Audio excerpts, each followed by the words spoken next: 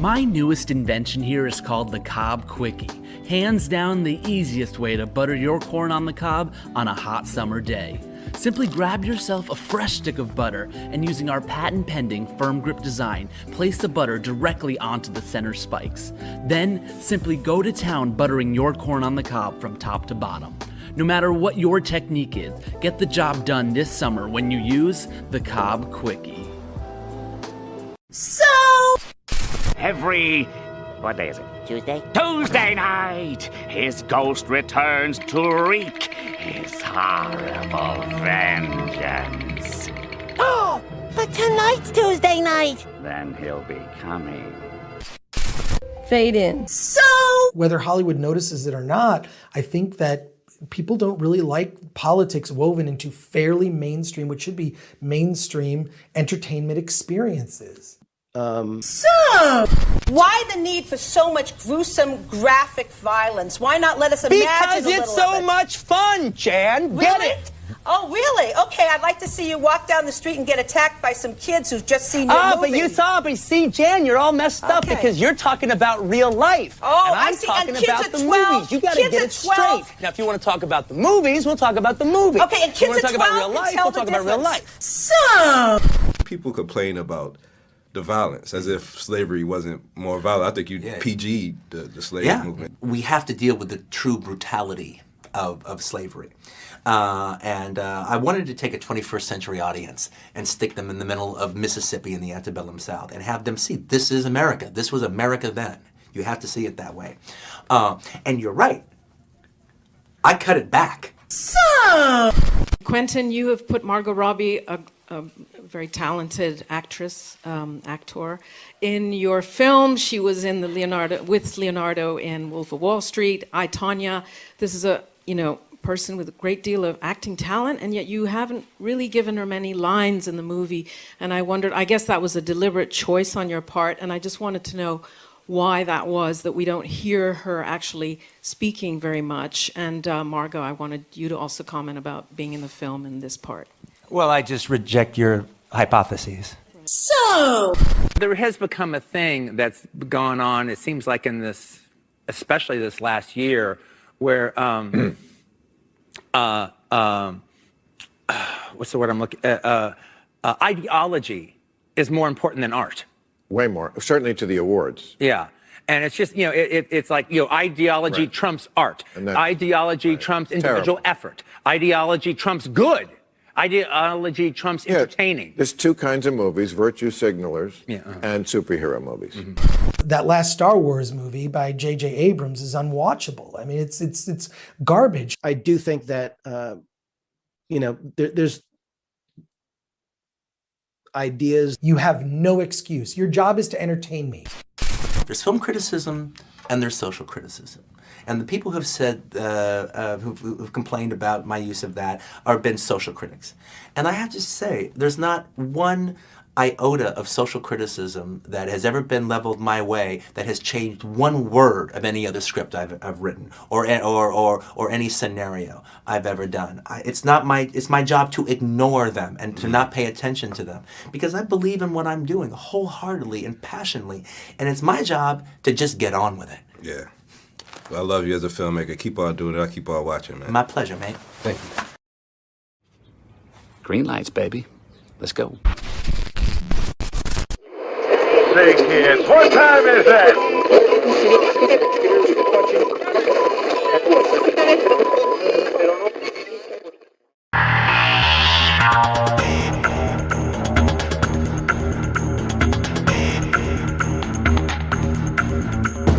Tonight's Tuesday night.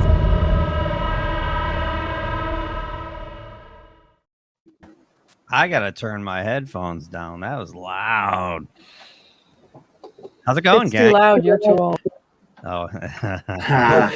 Oh, wow. Yeah. Oh, look at that. Look at what? You got a new shirt.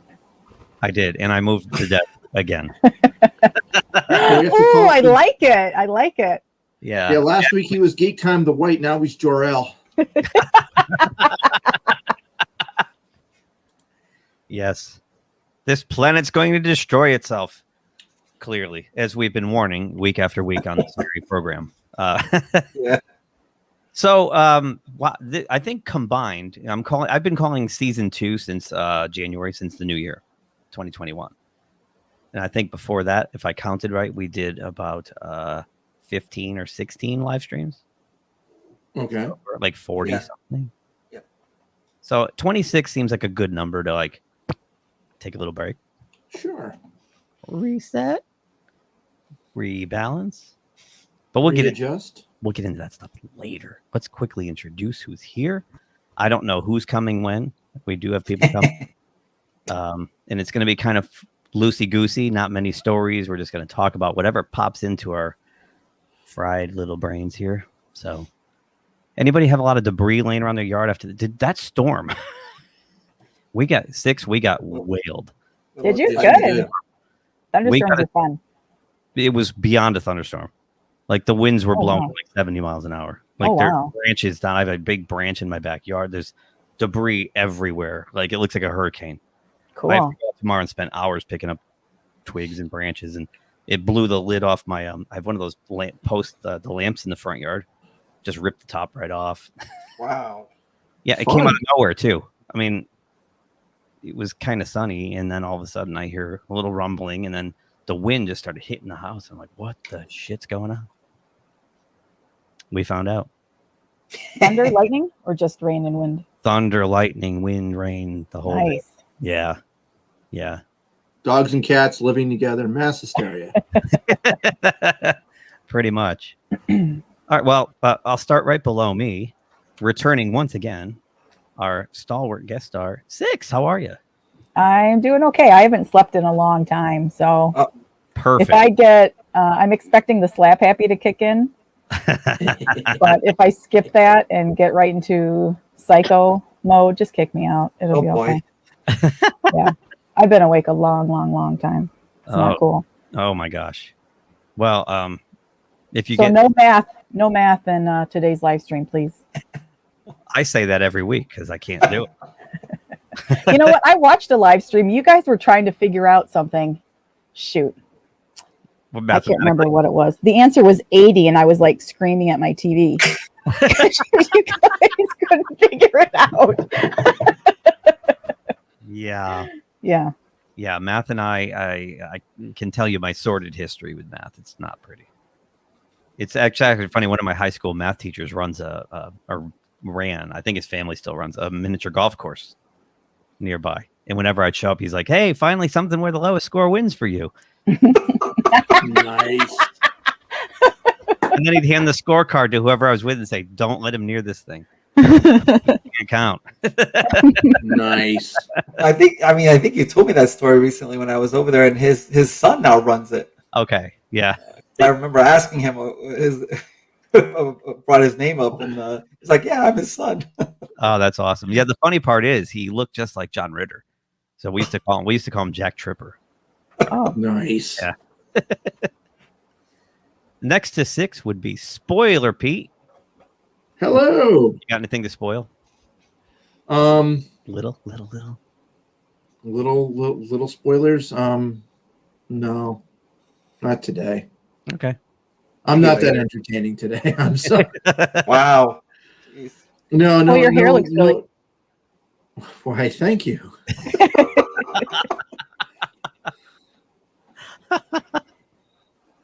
No spoilers. I'm sure I'll think of something though. Okay. I spoiled Indiana Jones last week, so. Yes, and I ended up seeing the same. A Night is Young. Yes, A Night is Young. Information. Oh, you did. Yeah, and we have 2 6s. We have a Delta 6 as well. Edson Gomes, how are you? Good. That storm, it was fast moving. It was like one minute I had bright sun, and the next it was like pitch black. I didn't really get the winds that you're talking about. I wouldn't get a lot of that, but it just went pitch black, and then the lightning and the thunder was right on us. Holy cow! That was. I've been begging for a good storm, but that one went a little. That's a little too much. You begged a little too hard. Went to 11 on that one. Yeah, could have backed it off a hair. I could do with the thunder and lightning and the rain and whatnot. I don't want to go outside and pick up all. Yeah, that. the wind. Oh my God. You need to adopt a retriever. Teach him to fetch. Kind of like they do with dolphins and torpedoes, kind of thing. What? How they train dolphins to fetch torpedoes. I didn't know that. Yeah, it's pretty sad. Yeah, the retriever probably is not going to get some of those branches though. No. Oh boy, stick! A big stick! Oh boy! Yeah, no, and the picnic table furniture's tipped all over. Oh, and like I got hit with some kind of a microburst or something. I think it was. I actually ran outside. Like I was like, I better batten the hatches, and I ran outside. I was like, that's a bad idea. Like there's sticks flying. I was like, oh Jesus, That's not good. Not good. Not good. Let's see who's in the chat. Let's see who we got here. Zax, how are you? Mr. Londell. I believe Mr. Londell has an engagement in this very room. Con Guy, how are you? Thanks for... Oh, yeah, Con Guy. What about Con Guy? We got Con Guy? Yeah. Con Guy's here. No, I was just saying. Hey, Con. No debris, but there's a crop circle in my front yard right now. Is he like an ex-con or is he a Connecticut guy? He is a Connecticut guy. Okay. And a heck of a hockey player. Yeah. And great family. A lot of fun. A big sports family in the town I grew up in. Yeah? What was his GPA when he graduated high school? I don't know. I'm a little bit older. I want a full biography, Keith. You're well on your way. Keep it requires math. I know. Math. Okay. Yeah, that requires... No, does it require? I'm trying to think how many... There's numbers involved. I was just going to say, I want to think how many years I graduated ahead of Con Guy, but I'm like,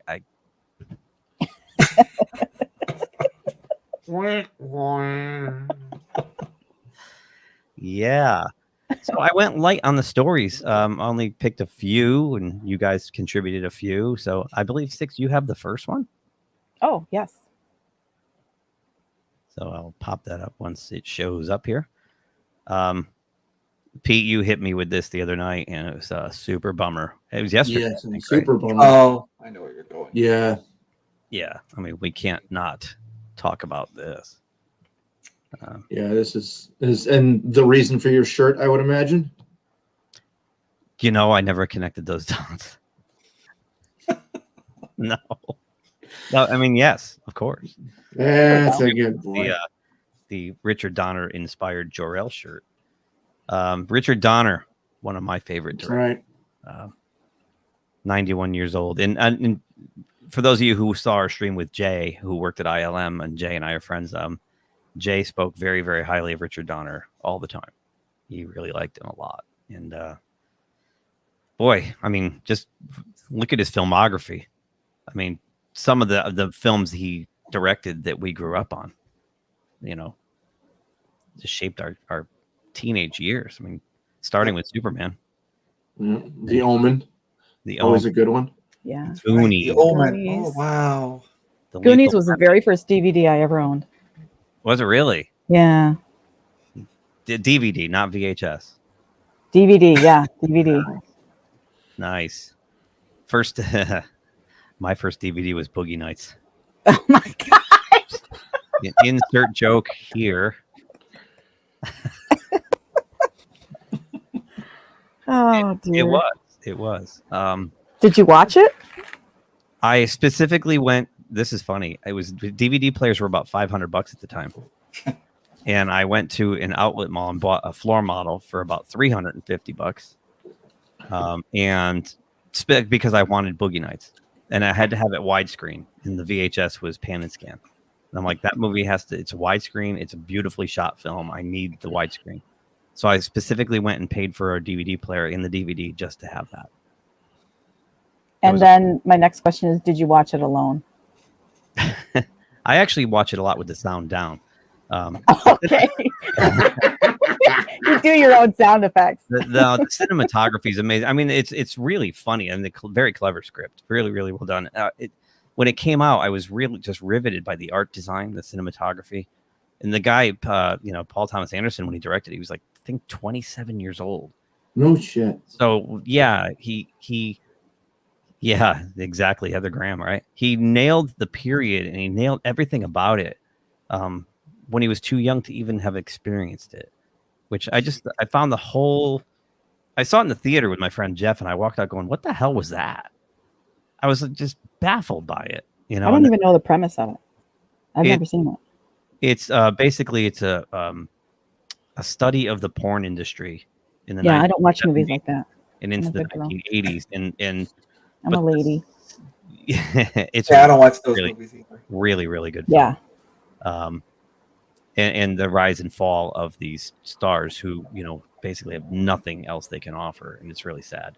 So it's kind of a tragedy in a way.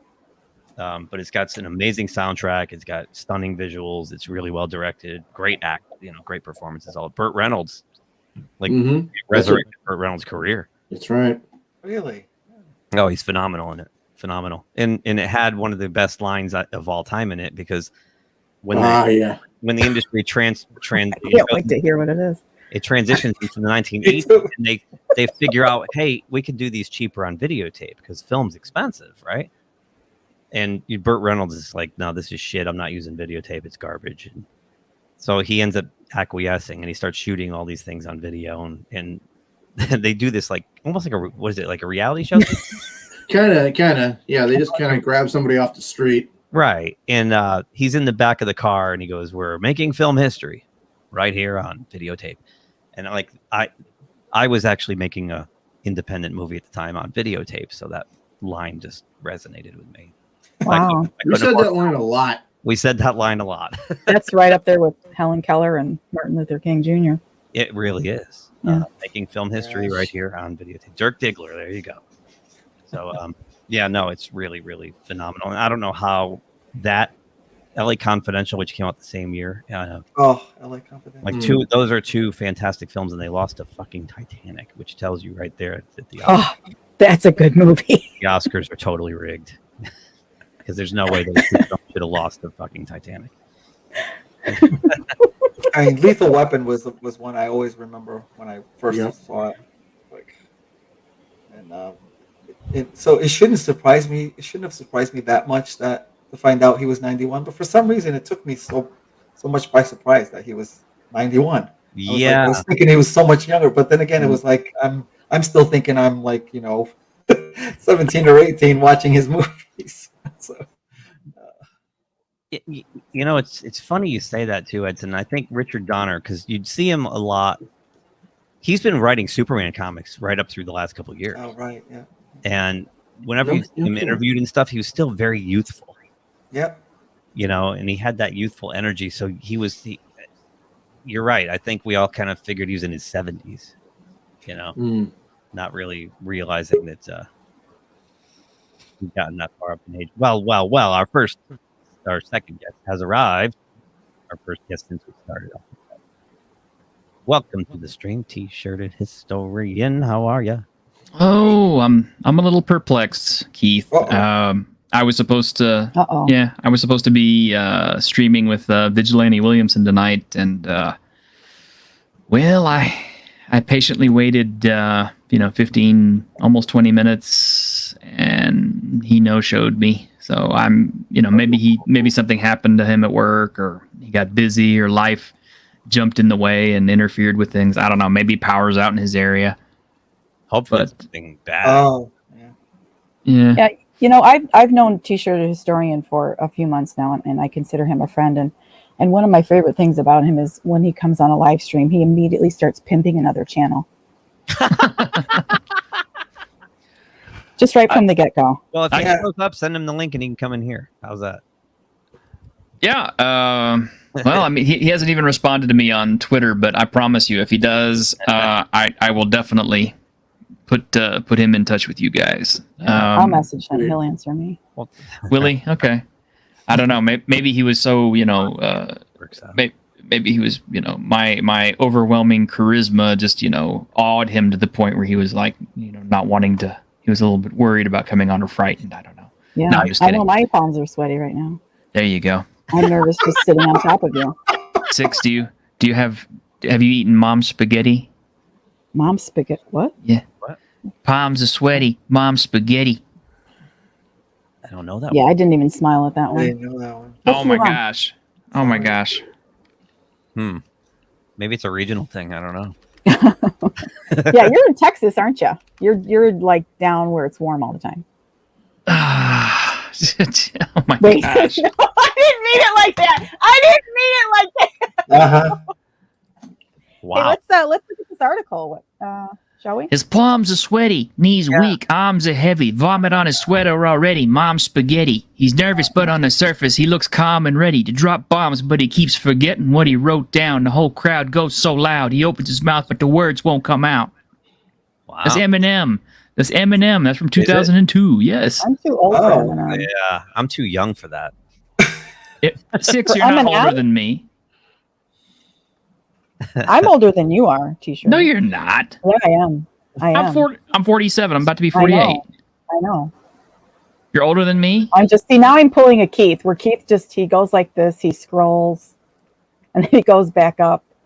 And then he goes down. And then he scrolls back up. He's like, I'm embarrassed. Can we move on, please? You're regretting letting me screen share that. I told like the first thing that came out of my mouth was I haven't slept in a long time. Right? Didn't I say that? You did. I think I did. I think the scrolling is mockery, though. I do. It was Scrolling it was mockery. like friendly mockery. I make fun of people I like. Oh, thank you, Six. I was actually going to ask everyone. What about Jude? What is your Touche. your favorite Richard Donner project or film? Or I mean, he directed a ton of TV: Six Twilight Zones, Mr. Novak, Man from Uncle, Perry Mason, Gilligan's Island, Get Smart. I mean, it goes on and on. This guy, he very prolific. Do you know which Twilight Zone episodes he directed? I can tell you right now, my friend. I got it open here. Come Wander with Me, The Brain Center at Whipple's, The Jeopardy Room, Sounds and Silences, and From Agnes with Love. Nope. Oh, that's only 5. There's one more. Let me click that. And Nightmare at 20,000 Feet with William Shatner. Oh, he did The Omen. Really? Yeah, yep. Oh, no kidding. That's right. I remember Richard Donner did the Nightmare. Yeah. There's a man on the wing of this plane. He did Free Willy. Yeah. He's done. I mean, this guy. Whenever I always knew if I saw something and didn't know he directed it when I saw his name pop up, like, directed. He did Lost Boys? I knew I was in good hands. No, Joel Schumacher did Lost Boys. Okay, so I don't know. It says Richard Donner movies, and like Lost Boys popped up. So I don't know. Maybe he was a producer on it or something. What are you looking at? Just Are you on Google. Wikipedia? Google. How about The Toy with Richard Google. Donner? That was another. Oh yeah, really? Oh yeah. That was a good movie. Yeah. Yeah. All right. Well, so we'll start with you, Edson. What was your favorite Richard Donner movie or? I mean, the first thing that popped up when I saw this was Lethal Weapon, so I'll go with that one. Lethal Weapon? Yep. The original. Yes. Oh yeah, the very original one. Yeah. Yeah. That's a classic. It started that whole buddy cop genre thing. And of course written by Shane Black, which made it even, it's a double whammy right there. What about you, Pete? I'm going to go with the obvious choice. You've already worn it on your T-shirt there. I'm going with Superman. Oh, I thought this was Lethal Weapon. Yes. Well, yeah. If you pull it off and throw it like cellophane, it could be. Jesus, even on your own channel, people are trying to get you to take your shirt off, Keith. It won't. The little emblem won't come off. What about you, Six? What's your favorite Richard Donner? Oh, probably what your first DVD was, I'm guessing. No, Superman. I love Superman. Yeah. It's one of my all-time favorites. T-shirt? I'm going to be different than everybody else. I'm going to say Goonies. Nice. Goonies is a good one. That's up there. For me, I think it's pretty apparent. Yeah, he treated it with respect and didn't feel like he was smarter than the material. That's a very rare thing. All the directors think that they're better than the material, and that's why they don't get it right. I will give a very, very honorable close mention to Lady Hawk, because I actually saw that in the theater, and it was a good film. Yeah, I did too. Yeah. I think Pete, you're absolutely right about the tone of Superman. I think what made it work, to me, I always like it straddled this line. It walked this tightrope of serious, epic storytelling and fun, goofy comedy. Yeah, right? it was tongue in cheek just enough. Exactly. But it took itself completely seriously, and at no point did they think that they were anything other than custodians of the property. Yeah, I thought he rode that line perfectly, and it was just tongue in cheek enough, but still took itself just serious enough that the whole thing did work. Yep. And of course, I think the genius behind it was casting an unknown as Superman. Yep. You put a established movie star in the tights and the cape. It's Hey, look, it's Robert Redford. Yeah, Paul Newman, Superman, right? Exactly. So I think that's right. But what a bummer. Rest in peace, Donner, man. That's well, he lived to be like what 92, so 91. 91. Yeah, that's a good long run for anyone, man. And he gave us the X-Men. He gave us Wolverine. Well, yeah, he gave us the Wolverine. Well, and his wife has done a lot of work as a producer and a casting director and things too. And Laura Schuler Donner, you've probably seen her name all over everything. So, yep. Yeah, it's a shame though, because they just, I guess you'd have to say they just don't make them like they used to. Well, they don't. No, they really don't. This guy was one of a kind. And, yeah. It's just, it's like I said, anytime I saw his name as the director, I was like, oh, good. I know this is going to be okay. Because he always, whatever material he had, he seemed to treat it with exactly the right tone and respect.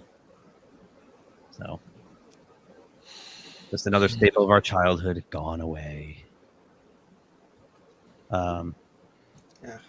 Yeah. So, just to preface this, I'm on a different computer, so I'm trying to use my regular shortcuts. Whoa! And I just tried to blow up this article to share with, and it went like I had one word in my face filling the monitor. I was like, what the shit is going on here? So guess what? I'm not going to zoom it in. Screw y'all. Screw you guys. You get what you get. Let me just okay then. Here we go. Am I echoing? No. Okay. I hear myself echoing, but if you guys don't, that's good. Good Lord, I just opened my Facebook page and it's full of Fat Steven links. Second plug of the night. Okay. That man is prolific. Oh, you're plugging another channel? I will plug everyone else's channel before I'll plug mine. Maybe that's a bad thing. He is plugging another channel. Quentin Tarantino. I don't know if you guys heard the Joe Rogan. He went on the Joe Rogan Experience last week. If you hadn't, it's a great listen. There was a section of it where it got around to this discussion of the Bruce Lee scene from Once Upon a Time in Hollywood. Oh dear. And Quentin Tarantino is steadfast in his opinion that Bruce Lee's wife has been lying, that he invented the show Kung Fu and all this kind of stuff, right? And kind of, well, we have someone else joining us. Welcome, Mr. Londell. Yay! Hey. How are you? Hi, Mr. Londell. I'm doing peachy. Long time no see. Real quick before we move on to Bruce Lee, what was your favorite Richard Donner? Well, it's a toss-up. Superman, or for some strange reason, grown man in his 20s, the Goonies. Hey, Mr. Londell, you got a couple of axes in the background there, man. What do you got there? A couple of Strat knockoffs. Oh, okay. Left-handed. Perfect for the blues. There you go. Nice. I figure most blues guys go for Telecasters, but yeah. Well, Strats and Tellys, but some of them though they like the humbuckers. So it's bunch, but like I think Bonamassa, he usually has a Gibson beating the hell out of it. So my uncle was a blues man, and his Strats were his favorite. Yeah. Nice. You got to pull one down and play something. Yeah. I'd have to pull it down and tune it up. They're just eye candy right now, man. You know. Nice. So Tarantino was saying that basically that you know, they've been painting Bruce Lee up as this sort of you know, perfect person, for lack of a better term, and that he said that Bruce Lee was actually kind of a pain in the ass to deal with, very high maintenance and whatnot. And then he explained that the scene in Once Upon a Time in Hollywood was kind of a what would probably have happened, where, you know, he gave Bruce Lee the first shot, Brad Pitt did, and then saw what move he would make, and then the next time threw him into the car. So anyway, but he was all about the idea that the show Kung Fu was not invented by Bruce Lee, as his estate seems to claim. We have another guest popping in, Commodore Ty. Welcome. Hello. So apparently now Bruce Lee's daughter says she's really forget her beef with Tarantino specifically. She's just tired of us all. Okay, yeah. What else is new from Hollywood? Yeah. So she says here, she says, where I'm coming from is I can understand his daughter having a problem with it. It's her effing father. I get that. This is Tarantino. But anybody else go suck a dick. But I guess they're coming back and they're saying that he's wrong. He doesn't know anything about it, even though you can tell. I mean, he's a huge Bruce Lee fan. I mean, he dressed Uma Thurman in the outfit. Yep. You know, a lot of his fight sequences look like something Bruce Lee would do. Absolutely. So this feud is going to get interesting because we know Quentin Tarantino won't back down from anybody. Yeah. This one I'm staying away from. I'm too much of a Bruce Lee fan. Me too. Yeah. Me too. Yeah. I think she's just trying to use her father's name as a way to become woke and famous. Well, you know, that's the legacy he left her. Right. So, but you know, I'm more about Tarantino's comments about, you know, I'm still like, you know, be like water. You know, that's been my motto for years. Exactly. Yep. No, I agree with you, and I really don't know what the origin of the conflict here is, but he could be right. Like, I don't know enough, so he could be right about Bruce Lee being a pain in the ass to work with. I don't know that, but his other Keith, if you meant his other comment about that how a Bruce Lee fight would go on, that someone would see his move and then repeat it, that I totally disagree with. I've seen way too much of Bruce Lee to know that someone could just learn his moves that quick just from watching him one time. Yeah, but it's also I mean, they've had their butt all clenched since that movie came out. Okay. Yeah. Because I agree. Because of that scene. Right, because of that scene. Which was just comedy. I mean, just let it go. But you know, they had to go play the Asian hate card and all this kind of stuff. And it's you know, well, the other half of that too is the fact that that movie is completely fictional in every way, shape, and form. The characters are fictional for the most part, and though there are real people played in the film, they're not played as they were. I mean, like, you know, you have Sharon Tate in the film, or you know, the character of Sharon Tate being played in the film, and of course the Manson family murders that happens at the end, or is supposed to happen at the end, but kind of gets thwarted. Spoilers! But the film has been out long enough. If you haven't seen it already, God damn it, why are you waiting? Right. But you know, so when you get to that ending and you see what it's like, it's kind of like you can go back and look at the whole movie and go, okay, well this is just kind of like a Hollywood dream. You don't have to take any of this seriously, including the Bruce Lee shit. Yep. So, you know, I just say let it go, because it's might be the best course of action. Right. And the truth is, if you really want to see good Bruce Lee to this day and age, go watch Warrior, because season 3 is going to come here pretty soon. You still got time to catch up. Watch season 1 and 2. That is backed up by the Bruce Lee estate, and that is kind of more or less what I think Bruce Lee would have come up with as far as his Kung Fu show. Yeah, it's a great show. Have anybody else watched that? I haven't, but you're getting me interested. Yeah. Dude, yeah.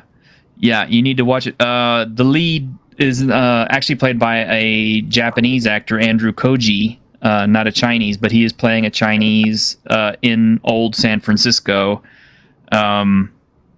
And it's great. There's some great historical accuracy in a lot of the costuming and sets and stuff, but the action is very much the high kung fu drama type stuff that you might see. But it's fun. It's just a lot of fun to watch. Cool, man. Yeah, I gotta check that out. I've heard a Now, lot is about it Kung Fu or Jeet Kune Do? Well, the lead character, he doesn't actually say what he practices, but it is very obvious to me that it is a form of Jeet Kune Do, which of course is, the way of the intercepting fist, which, has no set style, fixed positions or anything. It's all flowing. And he uses that to very good effect against a lot of the traditional Chinese martial artists in the show.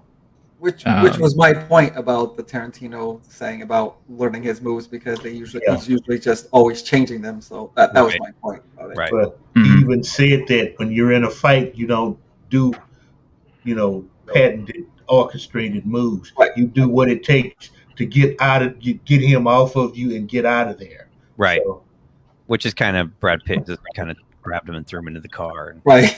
That's true. Yeah. But either way, they were just having fun with it. Like you said, T-shirt. It's called Once Upon a Time. Yeah, it's a fantasy. It's a dream, fairy tale, right? Yeah, basically. Yeah. Well, see, that was Tarantino's out. He should have just said that, and it would have killed any controversy. Mm-hmm. He's pissing the man's daughter off. He's not the type to get it taken out on arguments like that. I think he tried to start that way, but wouldn't let up. And I think a lot of Bruce Lee fans started piling on and saying that he's disrespecting and all this kind of stuff. And his whole position is like, "What are you fucking kidding me? I love that guy." Come on, stop. Yep. So yeah. But I'm with you, Mr. Londell. It's better to just sit back and watch that shit show from the sideline. That's for sure. Just grab some popcorn and enjoy. And if you really want to know what kind of a person Bruce Lee was, there's still actually a few people living today who have worked with him personally. And one of his most famous students is still Kareem Abdul-Jabbar. Yeah. And I've seen old footage of them working out in Bruce Lee's backyard. Whoa. Okay. Those big old legs just shoot out there and wham. I would not want to get kicked by Kareem. Oh my God. He's 7'2"? Yeah, something like that. Yeah.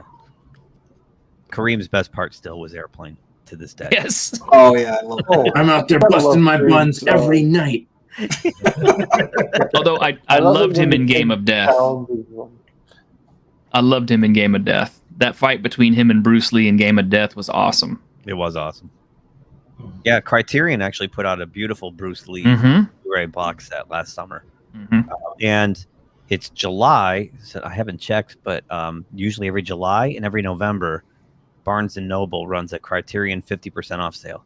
Oh, okay. You should not have told me that. Okay. Yeah.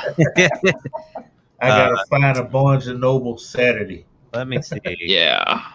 See if it's actually happening. Because I know it happened last summer. It's every summer, July, and I think it's November. That's the other one. They do it twice. What's cool about this collection is it actually has Enter the Dragon with it, which is usually not featured with all the other Bruce Lee films because they were all Golden Harvest productions. Let's see. Okay. Not coming up here. Let's see.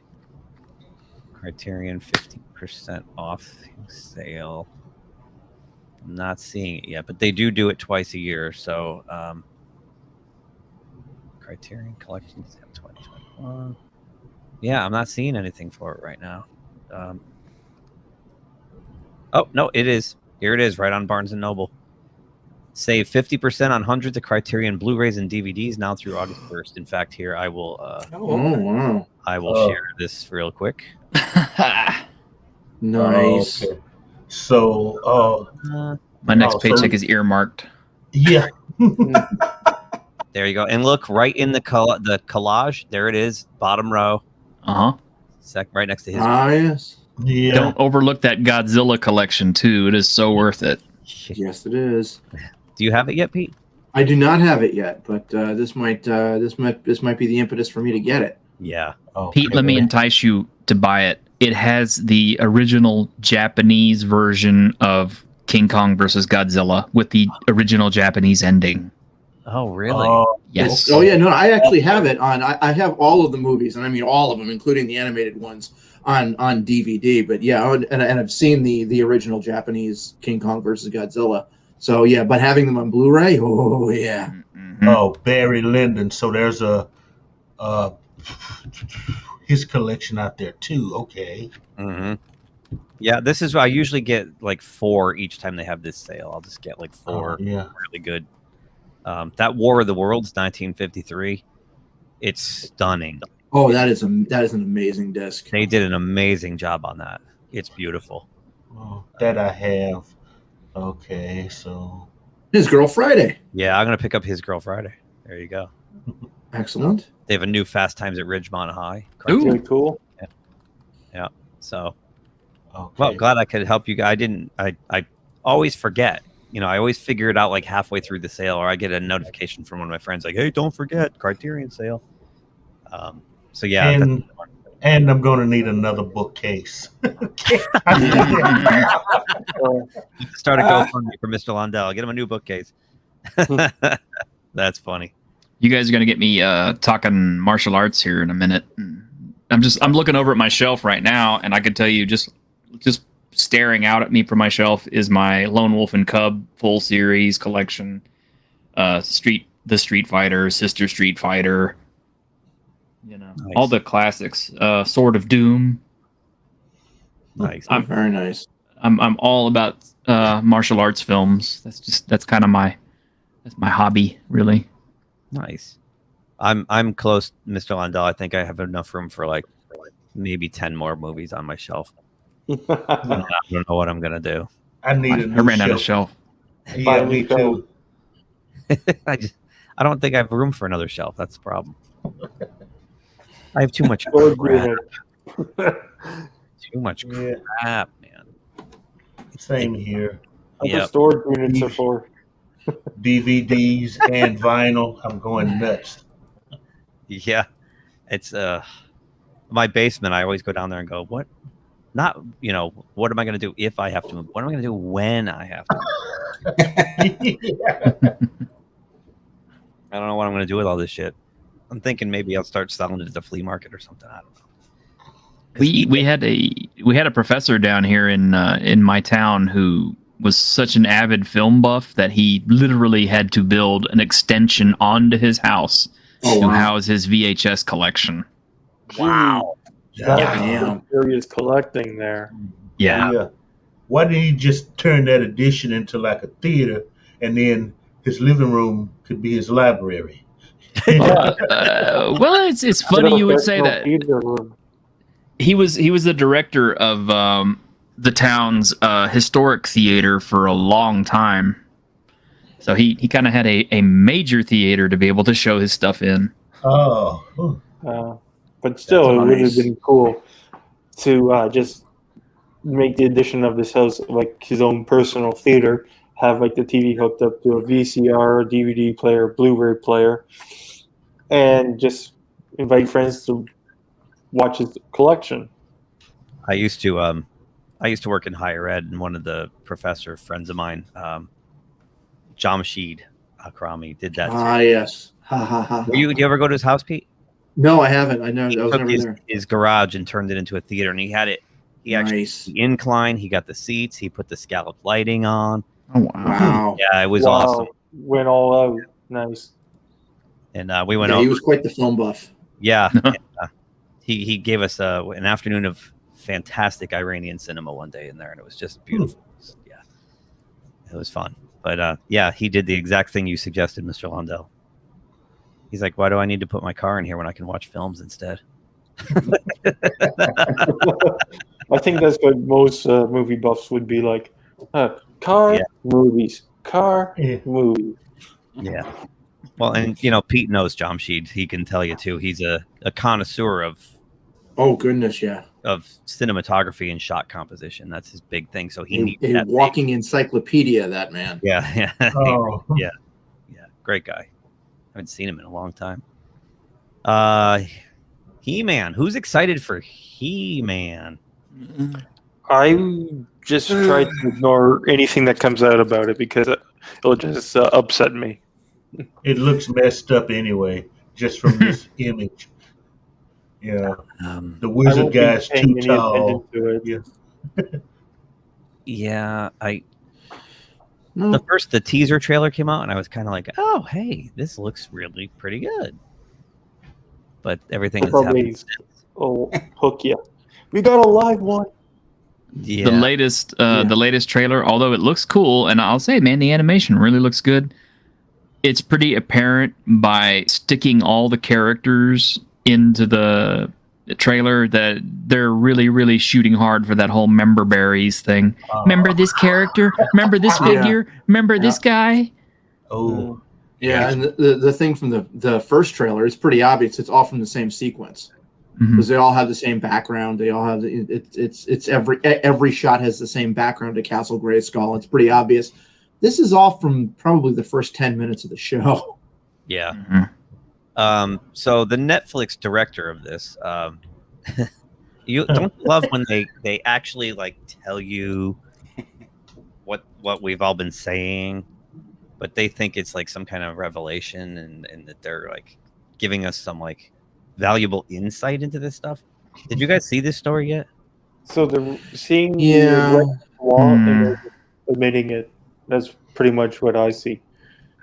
Yeah. You see the writing on the wall, and we're going to admit it. These characters are going to be suck. These characters are going to suck. Well, right. So they went and reskinned a couple characters again, and that the director said, this guy Ted Biaselli, he revealed that the production team made the decision to alter the two characters out of a fear that new characters could easily be rejected.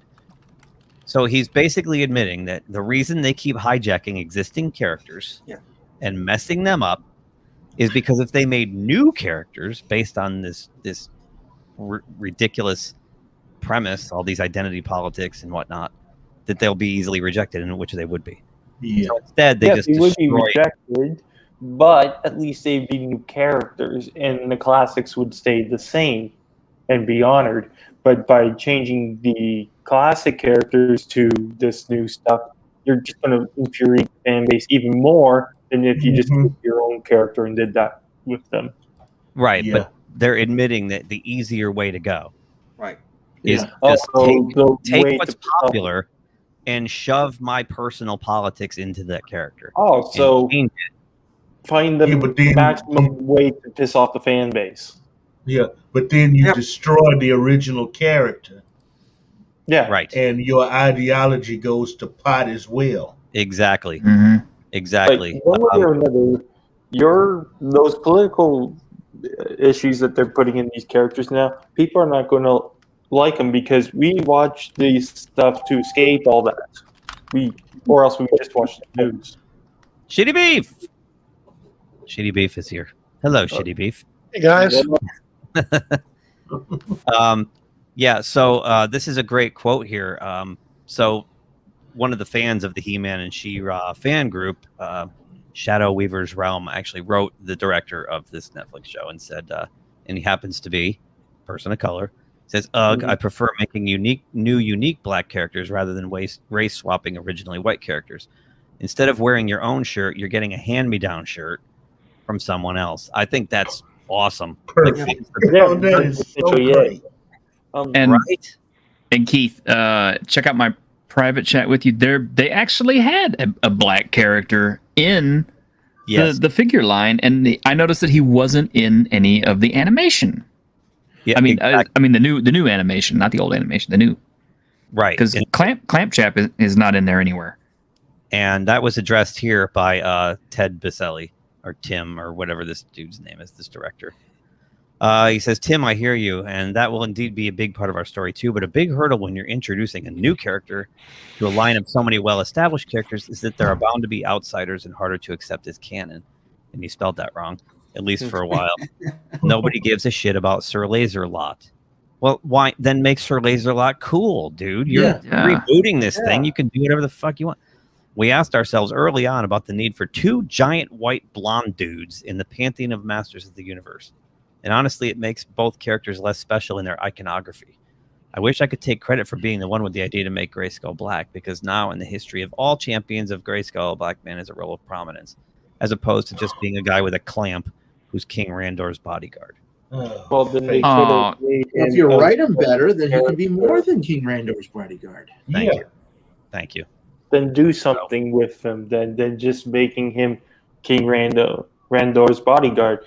You're rebooting the series. You have full control over these characters.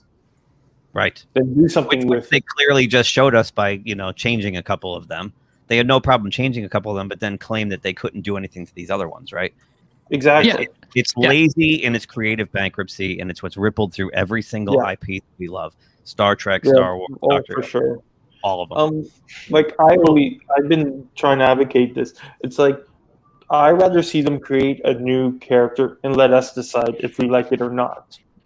Just keep our classic characters alone. They are established. They've lasted generations, and people have loved them since then.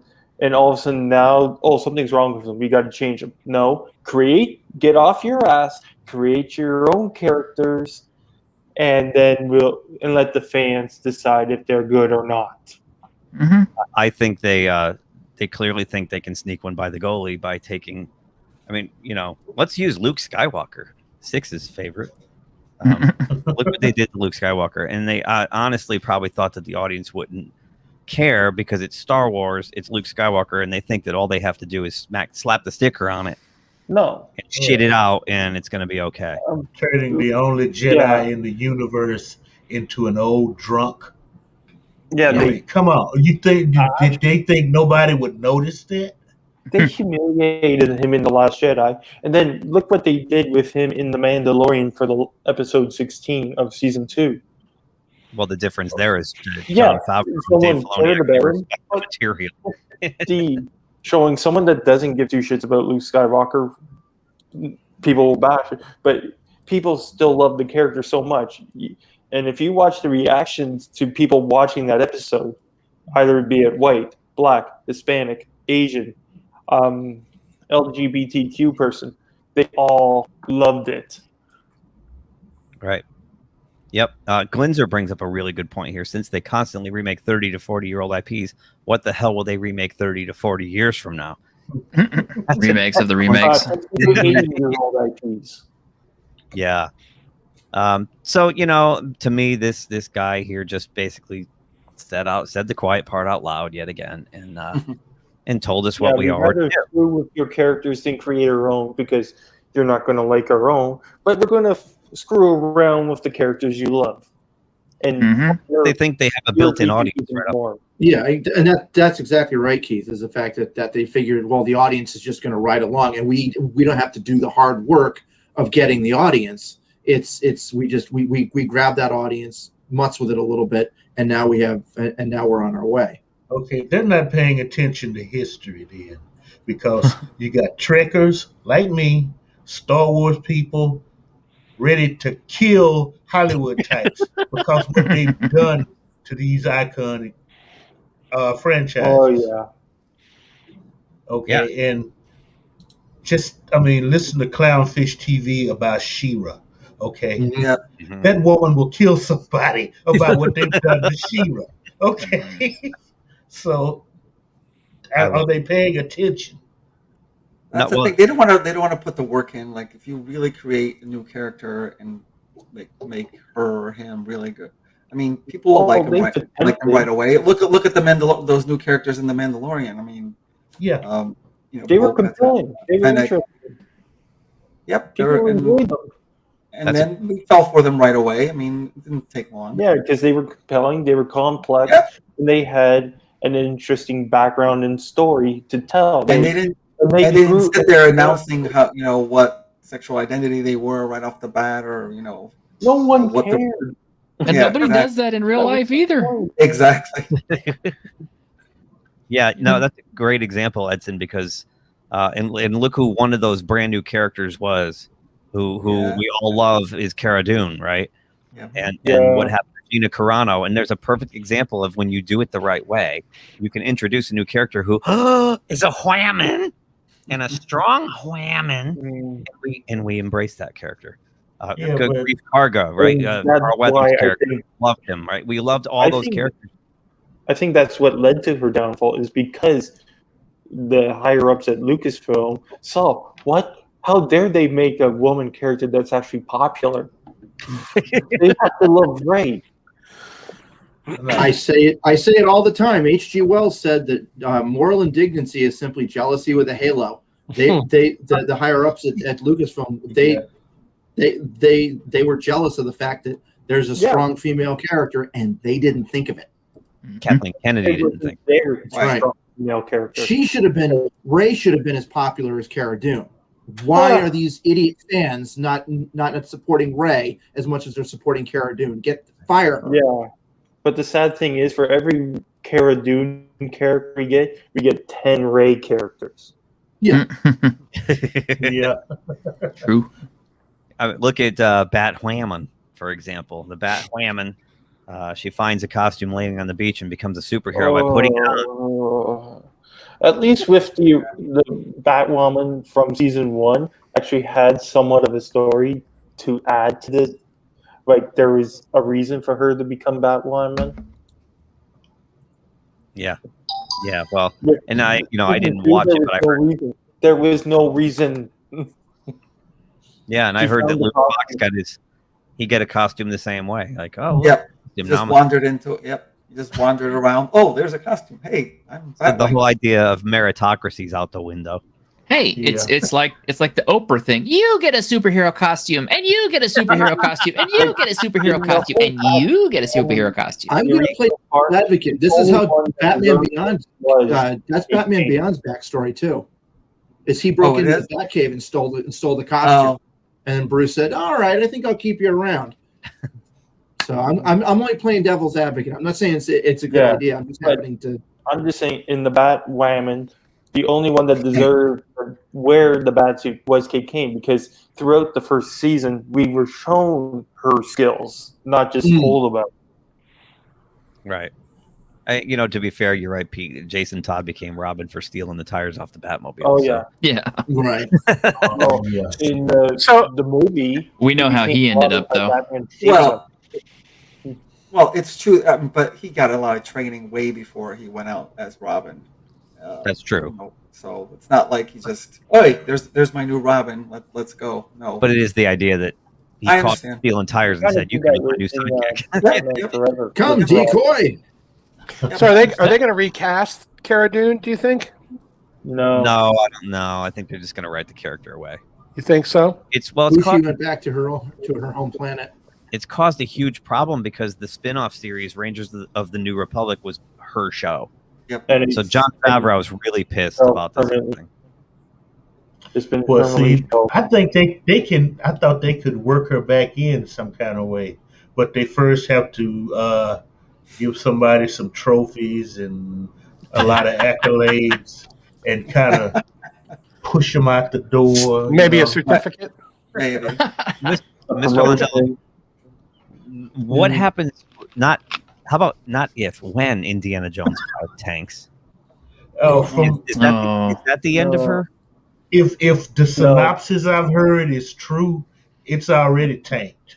Oh yeah, I think if that plot is true, what I heard, it's dead already. Yeah, if Harrison Ford, he's almost 80 years old. I mean, if the guy falls, he's gonna break a fucking hip. Yeah, that's gonna be it. He's already busted an arm. Okay. Yeah. So I'm wondering, what are they having Grandpa doing on the set? Yeah, that's what I'm wondering. I was talking to a producer friend of mine last week, and I asked her, what would the insurance policy on him cost? Ooh. And she estimated $10 to $12 million. Sounds about right. Yeah. Damn. Yeah. She goes, maybe more, because he's actually required to do some physical things. But I mean, this guy, he keeps crashing airplanes. So, I mean, somebody's been looking out for him. I don't know, you can fly a plane. Fly, yes. Land, no. Evan says he heard that he was more injured than they're saying. Yeah, I actually saw just today, that now they're saying September at the earliest to resume shooting. So I think he's torn a rotator cuff or something, and he needs like surgery and and he's 70. Rehab and all the fun stuff that goes with it. Yeah. So He's in suffering an injury 78. that people in football would suffer, and they take almost a whole year to recover from. And he's an 80-year-old man, not a 20-something-year-old athlete at peak performance. Yeah, exactly. So but we know why- he's good at numbing himself. At least he won't feel anything. But So why didn't they just pick a younger guy, make a totally different movie? They could have put it in the 30s, just a different guy. You know, just get a square-jawed guy like Harrison Ford is. You know, well, there was and a teach him how to rumor crack a I whip heard- and wear the fedora right. You know. Yeah. But there was a rumor I heard a couple of years ago, and it was because Harrison Ford was so upset with how Indiana 4 turned out to be, that he didn't want that character to leave on that type of note. So he pushed for Indy 5. yeah, but That sounds about right. But it took 13 years to get it going. I mean, I agree with you, Mr. Londell, and I've been saying it since I saw the first Jurassic World that Chris Pratt would be a perfect replacement for him. And now that you have James Mangold taking over directing, you kind of already, Spielberg's not directing it. You're kind of almost starting with a new creative team in a way, even though Spielberg are there, but are they really? And this would have been the time to recast. And just start over. Yeah. Yeah. I don't know. And now it looks like Phoebe Waller-Bridge is going to end up the new Indiana Jones anyway. So. Yeah. Okay, thank God I got the originals on Blu-ray. Okay, thank God I got them on Blu-ray. Exactly. So Oh, unless this movie somehow does a 180 and manages to exceed expectations, I will always consider the Indiana Jones a trilogy.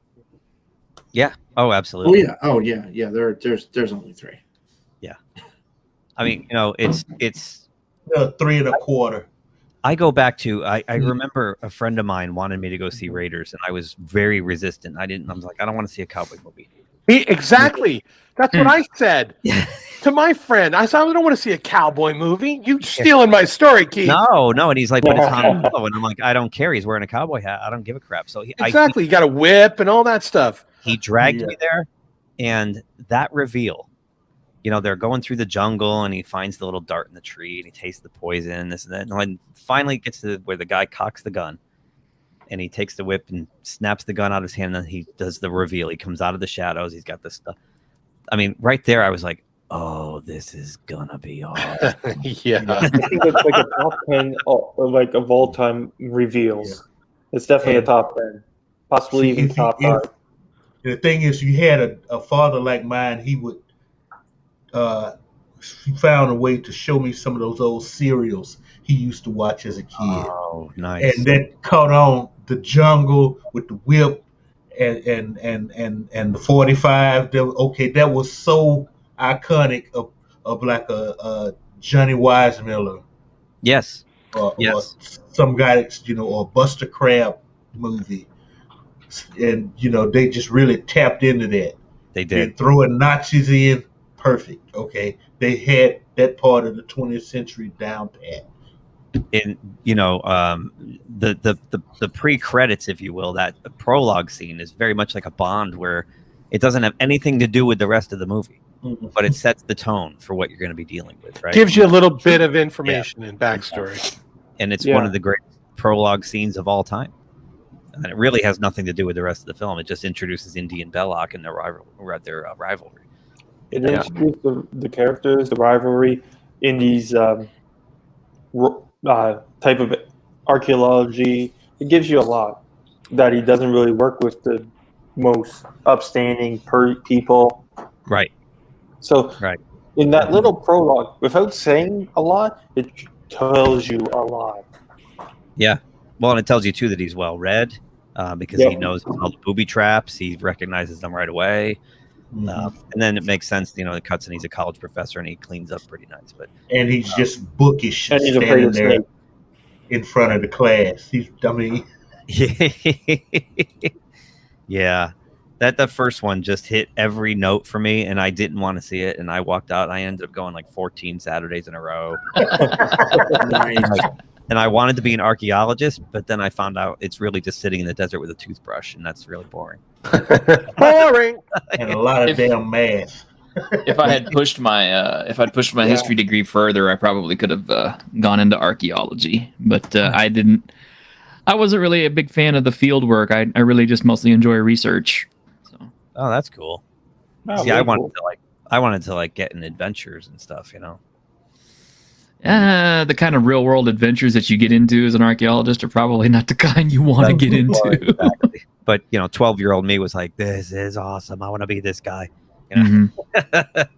Just remember, X never marks the spot. Oh, I know. Nope. I did X marks the spot. There were rats, Dad. You would have never got by the rats. Yeah, those are fun. That's the Ark of the Covenant. Are you sure? Pretty sure. Yeah, pretty sure. Did you guys know about the fly story, right? In that scene with the with Belloc. Belloc, right? Goes right in his mouth. Yeah. Yeah, and they kept it. That actually happened. He says he never felt it. That grosses me out every time I see that. I gotta rewatch it just to pay attention to that because I never catch it. I remember seeing that, and then seeing that happen in the theater, and I was like, "Did that fly just go in his mouth?" At first, I thought it was on the screen, like it was on the movie screen. But then I'm like, "No," because that would make it a 20-foot fly. Well, that's exactly what happened to me when I, occasionally you'll see a bug every once in a while, like in a TV show or in that, and then fast forward a few years later, and I went to see Top Gun in this theater, an old opera house style theater with very steep audience. And I'm sitting about 3/4 of the way up, and you're very vertical there, and the screen is down and in front of you, and I'm looking at the screen, and they're in the dogfight scene, and I'm like, wait, is this turning into a comedy? Why they're insects? And I had that moment where I've seen insects in movies, and I thought, oh, maybe it just flew in. They weren't insects; they were bats from the movie theater flying around the screen in front of the screen all the way through the audience, so you could hear a collective scream down below and move towards you like a wave as the bats. They were big bats too. Geez, collecting up all the mosquitoes that were attracted by the light. Something. It's indoors, but it was. Alan, that's awesome. Yeah, the bat just goes whipping in front of you. If it was a regular kind of a movie theater, even a stadium style theater like we have today, they probably would have been way up high. But because it was an opera house is very vertical seats. Yeah. Very vertical pitch. It was creepy. And I was like, I don't have any hair, but I was like, ugh. Did you stand up with your flashlight in the middle of all the bats? No. I'm afraid of heights. That'd be a no. I was making a Batman Begins reference there. I know. Oh. I do love Batman, but I know you're Batman. That's why I said Batman. Wow. Yeah. Look at Glinzer has a good comment. William Castle, eat your heart out. Nice. That's a full effect. Wow. That's a great story. Unlike that one. So, who's going to see this weekend? I'm not. I'm going to. I'm going to try. Okay. I'm going to try. I probably won't. I got it. Yeah, I'll probably go. I got on Disney Premium because where I'm at, we're still not having theaters open. Oh yeah, you're in Canada, right? Yeah, Ontario, the one province that doesn't have theaters open. Oh, I'm sorry, man. So I gotta say, have revealed the $34 to get it on premium. Oh, I gotta say too, it's ridiculous watching the Stanley Cup Finals because the Canadiens, they're only allowing like 5,000 people in the building, but there's like 60,000. Anything we've done in this province. Oh no, I know. People on the table outside. But they keep cutting to the outside of the building. There's like 60,000 people packed in outside the arena. It's like, well, just let them they're in. charging $11,000 for a ticket, and that's the what? Wow. Limited capacity. Oh, no theaters in Manitoba either. No, it's insane watching them. They're like limiting the capacity inside the building, but everybody outside, and they're not wearing masks or anything. They're all standing there shoulder to shoulder, right outside the arena. The theaters may be open in time for Cobra Eyes. I'm hoping. For Shang-Chi. Well, I'm gonna go see this movie. I just have 2 words: Scarlett Johansson. Yes. But on that note, they're doing the Captain Marvel Ghostbusters 2016 press tour for this.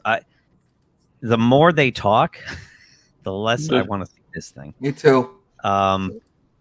So this article came out from IndieWire. I actually took a screen cap of the author who wrote the article put this, if I could find it. God, I got too much shit in here. This on Twitter. Black Widow not only passes the Bechdel test, it forces men to squeal as it puts them in their place. It's a solid comic book tentpole that excels as a Bourne movie, but falls into third act MCU messiness. Hang on a minute. I have a question. Six is the only female on our panel. I must ask, what is a man's place, according to women? What's a squeam? Yeah, what's a squeam? So 6? Maybe she fell asleep. She said she was. No, tired. I'm here. I'm Okay. here. Oh, okay. There you go. Where's a man's place? Yeah, what is a man's place? Because apparently these women are putting men in them. Well, I mean, I would have thought it was like a Not couch to put or you on the something. spot or anything. It could be a slippery slope for you, 6. a man's place is. I don't have anything appropriate to say. Oh, go for it. Behind a lawn. Let's hear it. At the grill. No, I can't. I think that's why T-shirt baited you into this. We can take it, right? I think, men, can't we take this? No. We're all adults here, sort of. I can't take it. We approximate adults anyway. Speak for yourself, buddy. No, I'm uncomfortable. Okay. Awkward. Yeah, awkward. Windsor says exactly what I was thinking. It's like, why are you alienating 50% of your audience right off the bat? Yeah. Let them figure it out. Get your money, and if we like it, we'll tell people we like it. If you like it, you better believe we won't tell people we don't like it. Yeah. So I found the part of the article where he actually says the stuff about the Bechdel test. There's an even worse sentence after that. It forces men to squirm. I guess so he typoed it Twitter, as it puts them in their place. A standout bit in a superhero movie finds the women neutralizing their annoyingly adopted dad with period talk. What? That's what we want to hear in a superhero movie. Yeah, man. I'm all about that. Yeah. I wouldn't mind a woman neutralizing someone by kicking their ass, like the superhero should do. I just watched Kill Bill 1 and 2. There's an awesome kick-ass woman. Yeah. Kicking ass movie. Well, I mean, I guess you have to ramp it up because, back in the 80s, we had everybody throwing nut shots, especially women throwing nut shots to the guys. So, nowadays, I guess this is what passes for a nut shot is, women discussing their monthly menstruation. I don't know. Yeah. Maybe. Oh, wait, I have to do this or 6 won't feel right about this. I got to scroll up and down a little bit here. And you got Scarlett Johansson coming out and talking like, I love how she's got a problem with her character being objectified after she cashed 13 paychecks on the right. Yeah, exactly. That's the problem with it. After Iron Man 2, Avengers, Captain America, Winter Soldier, Avengers 2, Iron Man. If she has issues with objectification, put on 30 pounds. Okay. Exactly. There you That's go. all you gotta do. And there'll still be some guys that'll want to talk to you, believe it or not. Yeah, plus, it's like just a little research into her character would tell her that's what she used as a way to go through her spying activities. It's like that's That's the Black Widow. I'm sorry, but don't sign the first contract. I'm pretty sure in just about every movie she goes through that routine. Some level. Yeah, it Ghost in the Shell. She's wearing a nude colored onesie. Yeah. So, it's. Do you think it correlates with the fact that they're not going to use her anymore? Right. Yeah. Exactly. Maybe. But there's been mixed rumors throughout that I've been reading. Like 1 week, like every couple of weeks, there's a new rumor about her. She's not signing. She is signing. She's not signing. Oh, they're going to try to prevent her and Ryan Reynolds from working together. If she's not going to be working together, why are they worried about them two mingling? Right. I don't understand it in the first place. It's like, what possible angle would they have by preventing anyone from hanging out or whatever? I mean, it's like, these are not necessarily Ryan Reynolds, but I mean, definitely he's a major concern. But I mean, she's just as much a part of the MCU. She's just as much of a foundation character or member of it. One of the original six. Yeah. So, why would you want to, exclude her from anything? Yeah. Because they're replacing all the original Avengers. Oh, is that what yeah, they all want too much money now, I guess. Right. Yeah. They're going up in age. You cast unknowns. Maybe it's just their age now. Because Tony Stark played Iron Man for close to 15 years. Mm-hmm. I think it's time for him to hang up the suit and cast another person as Iron Man. Well, he's now going to be the artificial intelligence in Ironheart's suit, so he's coming back. Yeah. And I heard something bad about Ironheart, that it's going to be the Batwoman, and she finds the suit. Oh yeah. It's I don't know. Actually, she made her own suit in the comic books, so I'm hoping they'll do that. And from the rumors, she's going to be smarter than Tony Stark. Just find it. Well, she kind of was like super duper abnormally intelligent in the comics, so. Zach, you're exactly right. They are creating excuses ahead of time. This is where they roll out the. They actually said last week this isn't made for men. Mm-hmm. So they're rolling that narrative out. So if we don't go see it, then we're a bunch of misogynists because we wouldn't go see it. The problem with the only two problems I see with this movie, so the only two so far, is they waited way too damn long to even do it in the beginning, and they kept on pushing it back and pushing it back. So the initial hype of the movie back in April 2020 is pretty much soured. Yeah. Like I'm still hyped for the movie. I'm looking forward to the movie, but I was losing faith of them finally. If they didn't release it this month, I would have been like, okay, I'm just going to look forward to seeing Shang-Chi. I think this will be the final MCU movie of any decent quality. That's my, and I think it's over. Shang-Chi looks pretty damn good, especially from the last trailer that was shown. Oh, come on now. Clearly, Eternals is the Marvel movie we need to see. Oh, don't get me started on Eternals. I had an argument with some people at work today about Eternals. I'd rather have a Doctor Strange movie. Yeah, that one might be okay too, but they're completely rewriting it now, based on identity politics and intersectional feminism. So they actually decided that they can't have a. They kept Doctor Strange out of the WandaVision show because they couldn't have a white man show up and lecture a woman. Well, I don't get it. I mean, it's like I've seen all the trailers. Lecture it her. She's like, oh crap. Just have him come in and say, oh crap. That's why they cut him out. Now they're rewriting the movie because of that. So, but they had the movie filmed already. What's that?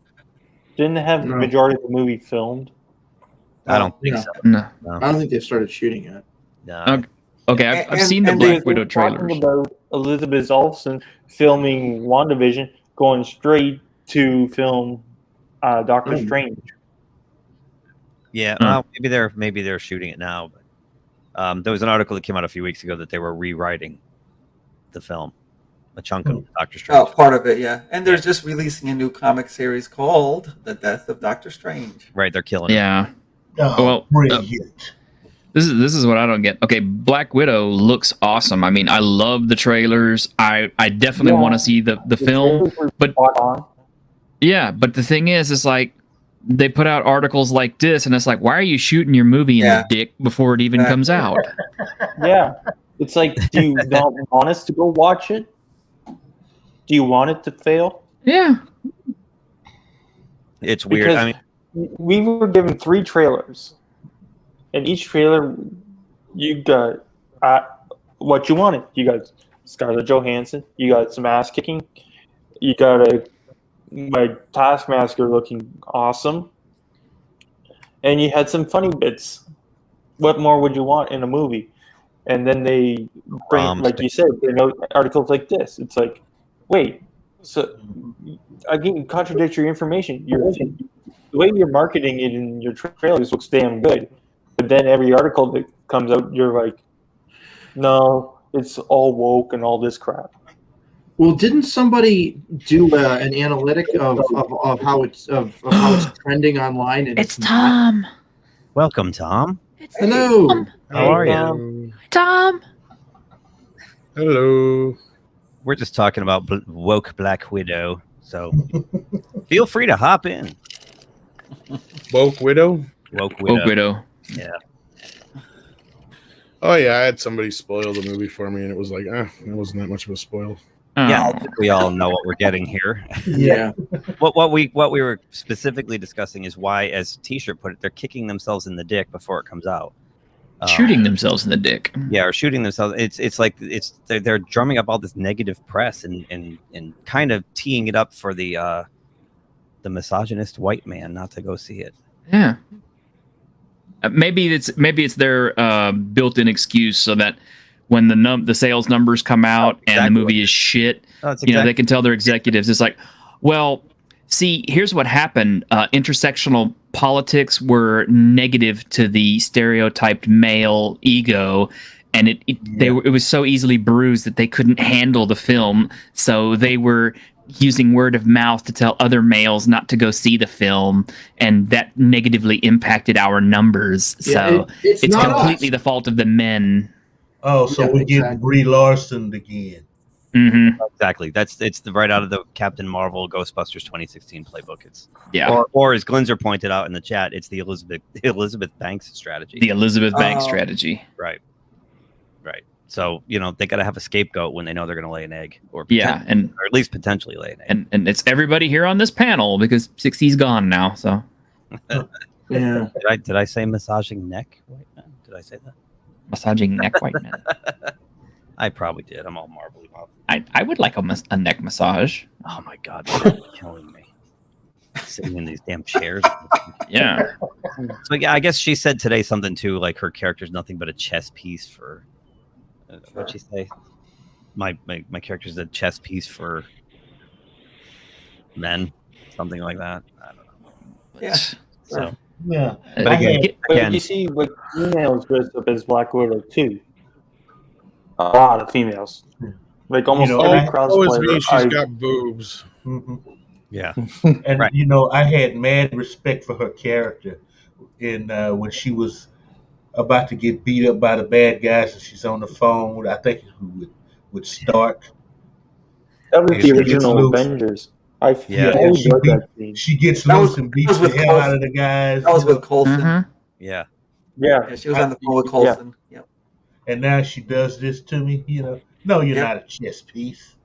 Yeah, you're the whole chessboard, baby. You're not. Come on. She is so lacking in self-awareness. Okay, like if you stack her up with oh gosh, what is that other actress's name? The one who was in Fury Road, the South African girl, the really hot one. Charlize Theron. Yeah, Charlize Theron. Okay, Charlize has done all kinds of roles, including that film Monster, where she wore no makeup and put on all that weight and everything like that. And she's really shown off her range, including action films and everything else. And then you look at Scarlett Johansson, who has mainly played the same type of character in every fucking film, and they're always good looking and everything else. I'm kind of like, Scarlett, if you haven't figured out what your selling point for your films is yet in your career, you really need to get a fucking sense of self-awareness. Yeah. I think she knows fully. She's fully aware. It's just funny that she's dumping on her way out the door. I mean, how many paychecks has she cashed without saying a word? Exactly. Yeah. She had And no she's still problem. got a She few could have more she can refused to play the cash. role after Let's the say second, third time. Yeah, and it's not like, and even if Black Widow tanks and goes completely into the shitter, that's not going to end her career. She's still got lots of films left in her. Yeah. Just based on her appearance. Yeah. It's just And it's a her bizarre series of interviews on the way to a movie that's been postponed 3 or 4 times. You'd think you'd be building more hype instead of just putting out these negative. But it's funny that they're waiting until like a couple weeks before to bring out all this negative stuff, where they had a year. If they didn't have faith in this movie, why even bother? Just give it to us on Disney Plus for free if you think it's going to tank. Yeah. What gets me is, pardon the pun, but it just feels like, what is their end game here? I mean, every single thing that's done in Hollywood or for these kinds of big blockbuster movies is so formulaic and so planned and so organized and controlled, I guess is the word. How is this happening? It just seems like, what's the plan here? I can't. I know I always go to this unbelievable sort of part of the universe, but I can't really believe it. You mean the idea that they're alienating half the audience? Right? Yeah, alienating the audience, putting out all kinds of weird press. Quentin Tarantino said it on the opening video. Ideology trumps art. Ideology trumps good. Ideology trumps creative. Money. Ideology trumps just about everything right now.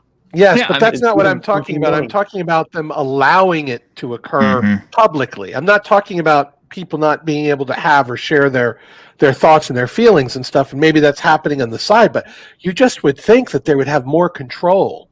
They're behind the messaging. That's my point. What is their end game? And then you have to look at it. Where are the people that are counting the dollars? Okay, nobody showed a movie for almost a year. Okay, two. It'll be 2 years since. Yeah. Yeah. They should be like putting bows on this stuff and sticking it out there. Like, please come see my movie. Exactly. Welcome, Kate. How are you? Hey, Kate. How are you? What up? Good. That's good. We're putting our men's in our places. You have places? We're getting evidently. Places, yeah. Oh, right. Black Widow that everyone forgot about. So what it is too, Alan, is that they have this idea that we as longtime fans and paying customers we're not the target audience anymore. We're on our way out, or the 50 somethings or what have you. They're trying to appeal to the younger audience that doesn't pay for shit. Yeah. And they haven't learned that yet. Can you imagine? Okay, we all know that Harrison Ford was not a big fan of Han Solo from the first Star Wars film. Yeah. But can you imagine? Can you imagine Star Wars before it released? Can you imagine Harrison Ford getting on all the news media channels of the day and talking about how shit his part was, or how he disagreed with it, or how he begged to be killed off, et cetera, et cetera, et cetera? That's a good example. Yeah. Well, another. You have to remember now, Mhm. Harrison Ford was working construction Exactly. before he did that That's movie. right. Yep. Okay. He wasn't really in the business. Yeah, Go ahead, he Kate. had had a He did small one bit in major whatever role before that, movie. and that was in American Graffiti. Kate was talking. Let Kate finish. I'm used to it. No, he had a role in a movie everyone forgot about at the time, and then was doing. He was working construction on the set. It wasn't like road construction. And Now he's a carpenter. Yeah. yeah, he was a carpenter. Yeah, exactly. Yeah, and so getting the part probably was cool. Then halfway through, he realized maybe I don't want to do this, but he was stuck and in a contract. So To him, it probably felt awful cheesy. Yeah. That movie, I mean, it really was kind of cheesy, but it worked. And another story like that I just saw, probably you guys know about this, Russell Crowe. They tried to get him to be involved in the Lord of the Rings stuff. Did you guys know that? As Viggo Mortensen's place? Edwin Acevedo, how are you? I'm good. How are you guys? Boy, that side of the screen is getting awfully filled. It's so tiny. They This is offered the place him. everybody wants to be tonight. They offered him 10%. 10% of $10 billion franchise. He turned it down. He turned it down. Wow. And he really regrets it too. He's fighting around the world with Tugger. Yeah. Yeah. I just don't see him in the movie though. No, it wouldn't have been a good choice. He said in this interview that I saw, he said Peter Jackson called him and the studio wanted them to pursue him, but he could tell by Jackson's voice that he didn't really want him. Russell Crowe could tell. And so he said, I can tell you're not really into this. So I believe in your vision that you should have the right. And that's kind of how it went. I obviously don't know if that's true or not, but. Well, that's back to the Harrison Ford thing too. I mean, T-shirt's original point is spot on, where what if he was on a press tour saying, I feel like a jackass running around with a laser gun. This is stupid. Yeah. So that it really would have likely happened. It was like, so did you enjoy doing this filming? No. 'Cause he's really deadpan. He's a really deadpan guy. He has no personality. So, he could have. Maybe he did at some points. You'd have to really dig through like old articles and shit. But maybe he did admit he wasn't a big fan. It just kind of got brushed off because it was a huge surprise hit. that, and let's face it, with the internet and social yeah. media, everything's dialed up to 20. Yeah. That's And all. plus, you got to think the role in Star Wars led him to his most popular character. The guy in Air Force One. Indiana. He also did Indiana Jones and Star Wars at the same time, which was unheard of. And Mosquito Coast. Shortly. I love Air Ford Force will always be the fugitive to me. Oh, that's another good one. Yeah. The Fugitive was, fantastic. It still holds up, too. He can be a modern day David Jansen type. Keith? Yeah. Just throwing it out there. I'm gonna take my leave so you can have one room for another person to come in here. But I did want to congratulate you on, the season that you've put together here. Really nice. Congratulations, man. Thanks for stopping by, dude. Yep. I'll talk to you soon. Thanks, guys. Have fun. Pick up the storm damage. Take care. Will do. Take it easy. I only got a few more minutes myself, but yeah. Well, thanks for stopping in, Tom. Yeah, no problem. Speaking of bad press for your movie coming out. Yeah. Seriously. Can we not even bring up the Flash? So he's making a Flash movie about Supergirl. This should be interesting. So once again, I love when they confirm what we've all been saying, what we've all known, and what we've been we let's face it, when these things come out, we're kind of holding out hope, like, well, maybe, just maybe, this one will be okay. Exactly. Yeah. It's got Michael Keaton. It's gonna be screwed okay, up right? DC has screwed up their side. Warner Bros. Has screwed up DC way before this. So anything coming out of DC now is not even worth attention. Mm-hmm. Well, I'm with you. They clearly don't understand their own IP. But when the director actually says verbatim that, let's see, this is not the powerful Justice League we all know, before making an ambiguous reference to a half solar powered alien and two idiots. Mm-hmm. So the half solar powered alien would be the Supergirl. Is there a picture of her in here? No. That was supposed to be her there. No, but I mean the picture of the actual actress in the stupid. That was bad. It's just awful. But the two idiots would be Batman and Flash. So yeah. And it's typical. It's typical of what they're doing these days. Pete, you always pointed out that their idea of a strong whammon is to take down turn them into men, yeah. turn them into men, and then make the men jackasses. I wouldn't be surprised also, and this is just a personal theory, that he's part of the Snyderverse and the fans really wanted Michael Keaton. So to fuck the fans, let's make them both morons. Well, it's not a stretch. because Barry Allen. This is not Barry Allen. This is Right. This is not a stretch to make him an idiot. He already is, basically. Yeah, he's already somewhat of an idiot. And A very the bad thing, one. and the thing that's striking me about Warner Brothers and the DC movies, it's like somebody is just smart enough to let a director or producer get that original vision out there, and when it comes time, everybody's screaming for a sequel. Then everybody wants to jump in and say, "Well, we gotta represent this, and we gotta represent that, and oh, don't forget such and such," and they screw it up when it comes time to take it further. Well, this thing's a mess too because the Snyder verse should be the only thing they are thinking about. Yeah, that's not going to happen anymore. I know it's the only thing that made them money.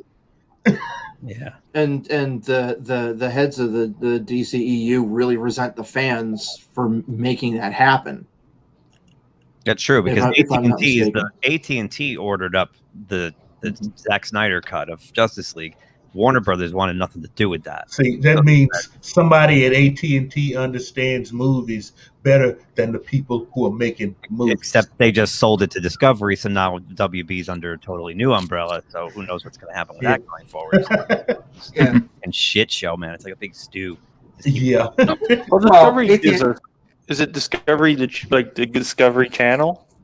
Yeah, Discovery Networks. Yeah. Well, they do they've produced some good stuff, so maybe. Yeah. Maybe. But either way, it's going to change again. And this is one of Walter Hamada's last films, right? This Flashpoint. That's not even going to be. How could this be Flashpoint? They've cut Cyborg out of it, a big part of that, and now they're bringing in Supergirl, who is not a part of that. Not a part at all. Not a part at all. They had to And they're take not- out the Cyborg because they're just going to replace the Cyborg character. Oh, who else is super strong and can fire lasers? Female. They're mad at the actor. They're Ray. Ray Fisher. Yeah, Ray And they Fisher took out, basically they took dug out a Gal hole. Gadot too. They got rid of her. She's not going to be in this either. And Wonder Woman's a huge part. The whole story when they go into that dystopian future is that the Amazons are fighting the Atlanteans. And Wonder Woman's right at the forefront. Right. So this isn't going to be a Flashpoint movie. I don't know what the hell this is going to be. I don't know what it is. Yeah. It's going to be a hodgepodge. And the basics is that Flash you know. story where he's not even going to be the lead character in his own story. Yeah, I was thinking you were just going to. You said it earlier, is that he's not even a strong enough actor or character at this point to lead his own movie. That they basically need all these other heavyweights to help support him. And yeah, outside of the Michael Keaton thing, I'm looking forward to very little out of this. Yeah. Yes, I'm with you, Tom. I think that the Michael Keaton thing is to get us to go. Yes. They're nostalgia. Yeah. It's nostalgia bait. Yep. But I don't know. This is not the Flash gotta movie. say, The Flash deserves to be first in theaters at all. No, I I gotta say, I wasn't the biggest Ezra Miller fan, but after I saw that video of him choking out that woman, then it kind of won me over. I figured, And on that note, I should probably head out. Well, Tom, I love the power tie, Tom. Thanks for coming by. Take care, Tom. Yeah, no problem. No, yeah, and it's not because of that, but no, it's just been a long day, and I got some things I got to take care of here, and it's going on 9 o'clock here. But no, Six sent me the link, so I thought I'd hop in and say hello to everybody. And well, thank hello you. to everybody. Hello. Hey, Tom. Hello. Keep up the good work over there, man. You guys do Thank great. you. Yeah, man. You guys take care now. All right. Later. Thanks. Bye, Take Tom. it easy. But like I was saying, I've been watching the Snyder Cut, and I watched part 3, which was the introduction of Barry's character, The Flash, of Barry Allen / The Flash. And I'm like, are you freaking kidding me? This is crap. You have him doing a super speed scene, and he's stroking her hair, grabs a bloody hot dog. It's like, okay, if you want to see a good fast pace, like a running super fast scene, watch Quicksilver's in X-Men. Yeah.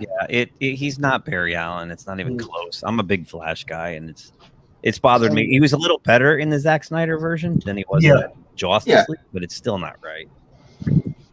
I don't know why they wanted to make him awkward like that. Oh, the way he runs. He needed a comic relief, and yeah, but it was bad comic relief. The sad you thing, want to bang your head against the table, then laugh. Comic relief. I'm with you. well, I mean and this is kind of a hot take, I know, because everybody loves the Snyder Cut. I don't. I think it's really long. I think it's bloated. There's way too much slow motion. But the thing is, way too much. I'm not alone on this. I mean, as a Critical Drinker came out with a really good analysis of that film, and it was just like, wow, because he really highlights where Joss Whedon was basically working with shit to begin with and was kind of trying to fix it into something manageable and was doing the best he could. I mean, despite this is the fact it's Joss Whedon. Critical Drinker might want to stop drinking for a bit if that's his review. No offense, but No, but the Justice League was beyond terrible. That was such an abomination. Even if you dislike Snyder, I've met plenty of people who don't like his style. They all admit the Snyder Cut's are much better than the abomination we got in theaters. Well, don't forget, originally the Zack Snyder version was going to be 2 films. True. Yep. And then when they fired him under the guise of he's taking a leave, and then brought in Whedon, and they said now it's 1 2-hour movie. Yeah, just add more of that Marvel Avengers comedy that we all love. Right, because they panicked in Avengers 2 Ultron. They panicked after BVS didn't do well, and then they wanted to change the entire tone. I mean, look at how it's Superman's actually more like Christopher Reeve in that movie, and it's totally different. I like the Snyder Cut. I just still wish they left it 2 movies. Let's just face it. They should not have made Batman v Superman, or they shouldn't have been trying to kill each other. I mean, that's a whole other argument. That was basically mandated by Warner Brothers. See, it would have worked much better if you got 2 alpha males and you got Wonder Woman there that's breaking them up every time they almost get into it. They wanted to shoehorn the Dark Knight Returns thing in there. Yeah, that's what they wanted to do, and they had to have that scene where Zack wanted a second Man of Steel to further Superman story. They basically told them, you'll get to make another Superman movie as long as Batman's the co-star. Right. So but let's just face it. You're Superman and Batman gets in your face. Can you bleed? Okay, let's face it. That's what's going to happen. Yeah, right. Boy. I'm too busy to bleed. Yeah. I mean, it was a cool fight when he did have the armor and he's shooting him with the kryptonite bomb. Although I had to laugh that Superman kept walking right into him. It's like he keeps shooting those kryptonite grenades at him, and he keeps catching them. And haven't you figured that out yet, dude? Yeah, but it did lead to a great scene when the kryptonite gas wears out. Yeah, it did. When he goes to hit him, and he goes. You see the sheer panic in Batman's face for the first time. Like, oh shit! I didn't plan for this. It did have its moments, but it probably would have served him better if just adapt the Dark Knight Returns. Right. I mean, God. You had the Ben Affleck, older Batman. You had all the elements were right there. Superman's in that. Just do that. Yeah. Yeah, do something. Anything. But I'm also doing an in-depth review of the Snyder Cut. I've done the first 3 parts. Hopefully part 4 comes out this week. But part 1 and part 2 were decent. Then I watched part 3, and I'm like, why? Why was this included? Because it was more of an origin story for Cyborg. Yep. Which I think why put it in the middle of the movie? Well, they gave him more of a backstory, which was great because in the Joss Whedon one, he's just there, and in this, I mean, it really fleshed out his character a lot, and I thought it was much more enjoyable. That's the one Justice League member you don't know a whole lot about, even from the comic books. It did seem a little bit out of place though at that. Yeah, and then when they were doing the flashback scenes of him before the accident in the football, didn't really need that all. And like I can quote my own review, you had slow motion and you had slower motion. during that scene. I'm like, why? For drama. We could have just cut to the end of the football game, saw that his dad wasn't there, the car scene, crash, then explain. Yeah. Well, again, don't forget it was paced out for 2 films. He shot them a long time ago. He just did, last year he did pickups and had to cut it into a. So it feels long at 4 hours and change, but if it was part 1 and part 2 and they came out a year apart like they were supposed to. Oh yeah. Some of that pacing might have felt a little different. You know what I mean? Yep. So Edson, why don't you take shotgun on this thing since you're wearing the whole ensemble here? So well, actually, Az did a great review on this, where the new comic book. I don't know if anyone's heard of the United States of Captain America. Is that that's where they have all those knockoff? Yeah, they're doing the road trips, and everybody loves trying Captain. try to add another 3,000 Captain Americas somewhere, and apparently they have. I didn't read the comic because I don't want to. But they have Steve Rogers bemoaning the fact that there is no real American dream, and he kind of like puts the being proud to be an American down. So for the Canadians on the panel, yes, which is like, I mean, to me it was like I was just want to throw up at the whole thing, because it's like you can have one of your other many Captain Americas do that, but not Steve Rogers. It's like that's ridiculous. That's for sure. I don't even remember what writer they got to do that, but I'm sure he was told to do it. Maybe, I don't know. I will look that up real quick. But Dean Cain, who played Superman, comes right out, and I love this piece that he just rails on Marvel for doing that.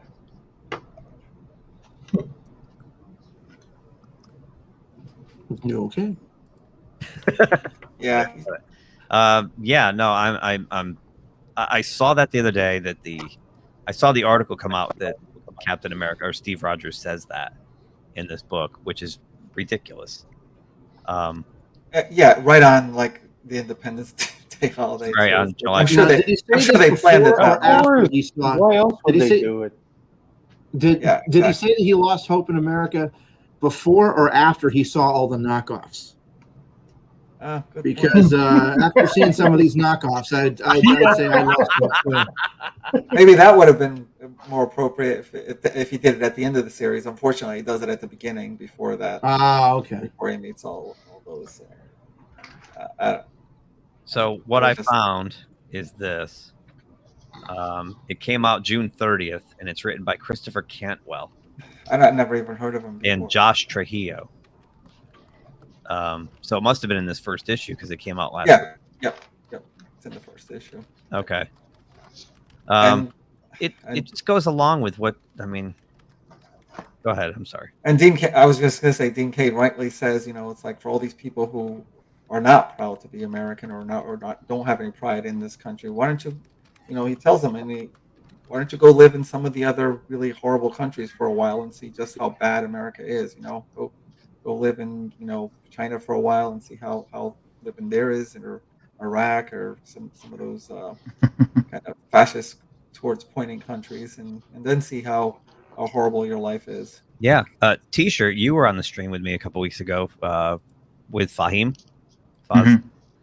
And he basically said the same thing. He's an Afghani actor, and he said, for the people who think it's so bad here, get out. I'll fly you. I'll pay for your airline ticket. Get out.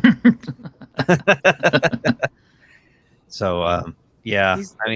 They don't realize it. I mean, it's like it's still the most tolerant country in the world. It's like I don't understand. It's like that the country is made up literally of all different people. The most diverse country there is. It's like, and it's very tolerant to everybody. I don't get where this is coming from. Oh, I'm betting there's at least 6 to 8 ethnicities right here on this panel, or at least backgrounds, maybe even social strata. I don't know. But, yeah, absolutely. I don't know what you guys are talking about. Clearly, we're all white males here. Clearly, not this. It's not this Hispanic, my man. Kate, are you a white male? No. All right. Actually, no on both technically because I'm not English or French. So. So yeah, no, that's a good point, Edwin and Edson, both of you. I totally agree, and it just seems like it's that whole thing that where this idea that we'll embrace Marxism, or that's the answer to this victim mentality we have, right? Because actually getting up and trying to achieve something is too hard. We're being oppressed. Well, that's how they get what they want is they push their cultural Marxism culturally, which is upstream from everything else, and then eventually you get them to the point where they're saying the inside voice out loud, and here we are, a bunch of people who never thought they'd understand what someone like myself who's been aware of this stuff for 20 years, and now y'all do understand how I describe things. So hooray! But it sucks because how do we get out of here? Yeah, I had a friend tell me, 15, 16 years ago, he was warning me that all this was going to happen. Yeah, and absolutely. He said, you wait till you're over 50, you watch what's going to happen, and here we are. Yeah. And I used to think he was kind of nuts. I'm like, come on. Well, I mean, it's not like it took longer than 15 years. It definitely took 50 years for some institutionalized things and 100 years for other institutionalized things, and even longer for some other things. So it's going to be a mess to get out of. But I mean, not using and disavowing violent institutions and dated institutions is where you can start. And Hollywood is definitely a dated institution now. That's for sure. Mm-hmm. Yeah. I don't know. I don't know what the answer is either. And it just seems like, a while back, it seemed like it was starting to right itself. But now, the last few weeks, it just feels I don't know. I mean, I know everyone says that, but I think it was more like a pump fake because people were doing well. So they didn't notice all the other things that I still saw going on. It's like, no, this is bad. This is all going to keep getting worse before people just throw their hands up, walk away, and go do their own thing and become successful with their own thing. Yeah, the last few weeks especially too, it's just getting every day. It's like, oh my God, it's a nightmare. I can't wake up from. Yeah. Well, I think you were starting to see people just kind of waking up and realizing what Kate has been saying all these years and saying, okay, going, and even people like Tarantino and Bill Maher were just pushing back on this, and that's what gives you the sense that things were getting better. But it's going to take a lot more than that. A lot more. You could also see this as their last big offensive push. True. Because in many battles, you have when a team's on the losing end, they have this one big offensive go ahead before they eventually lose. This might be their last big stand. Yeah, that's and why at the end of so quickly. Mm-hmm. At the end of the day, most of these personalities are just people who compulsively want to bully others, and the only way you can stop them is just walking towards the fire. Is to stand, look them dead in the eye and see what they do. And obviously, all these IPs, a lot of people have taken a lot of hits already, and it's a. Are you going to punch back? Or are you going to go home and make your own thing? What are you going to do? And we all have our own things to pick from. And that's the interesting part, is that they don't understand that, if people really focus in on the one thing or one project or whatever, I mean, you end up being Ethan Van Sciver and raising $1 million to sit on half of it, say, we're going to figure out what we're going to do with this together. That's insane and amazing and inspiring. And it terrifies the fuck out of these people. Yeah, it does. It does. But I feel like this is their last big flurry before they are knocked down. Yeah, I agree. Absolutely. It's just, what do we do when they're down? That's the big question. Well, you put your foot on their throat. I suggest when they're down, you drop the people's elbow on them. Then you go for the 3 count. Yeah, but won't they just keep bailing them out? I mean, the Hollywood is basically too big to fail at this point. Oh, absolutely. No, I think we've seen this in the last year that Hollywood is close to the end. Why do you think they were releasing so many movies on streaming for free just to get this stuff out there? They've already sold out the theaters. They don't care. They're trying to save their own ass. They see things aren't working like the wokesters told them it would. So now they're scrambling. Well, there's some bad news that comes with all of what you just said, Edwin. I don't want to make everyone sad tonight, but I'm sorry, I have to. Ah, that's really sucks. That's it. I'm out. No. We Lawson had a YouTube channel? That's even better. Here's the thing, man. I commented on this on Twitter the other day about how much this pissed me off because, for her to just walk away from her YouTube channel after a year when she started her YouTube channel with over 1,000 subs and a full built-in audience with other channels already, queued into her stuff, and she had the big name. Yeah, I mean, it was all bought and paid for, and the sad thing is the revenue she earned from that YouTube channel was less than one of her fucking paychecks for one of her films. Of course. And then she turns around and walks away. And meanwhile, the rest of us are fucking struggling our asses off to get the 1,000 subs and the 40,000 watch hours and all this other bullshit, and then having to worry about losing subs or having subs taken away from us or getting demonetized and all this other bullshit. And this fucker goes and just walks away from her channel after a year after having not really done shit with it. That really fucking makes me mad. Dude, it was all canned. It was all fake. Yeah. That's what should make you mad. This was just to repair her image. Yeah, it was just a giant commercial. That's all it was. Yeah. It was to make her likable, so when they put her in another film. No, seriously, I think that was a huge part of it. Commercial. Yeah, it was a giant commercial to try and promote her as a person versus her doing something because she wants to do it.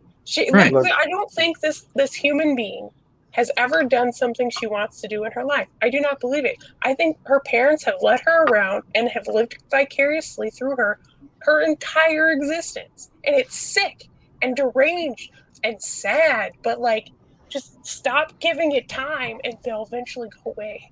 I think you're onto something there, Kate. And you're truly right about, there was no real content on this channel. It was her strumming her guitar. Sanity. I'm strumming a guitar. I'm doing my yoga. Look, guys, I think you guys are being way too harsh here. I just recently binge watched all her videos. You see, sweet, charming, genuine YouTuber. Totally did not binge watch her videos. I don't believe anybody has that patience. Hashtag give me a chance. All right. She'll be back. She'll be back after Captain Marvel 2.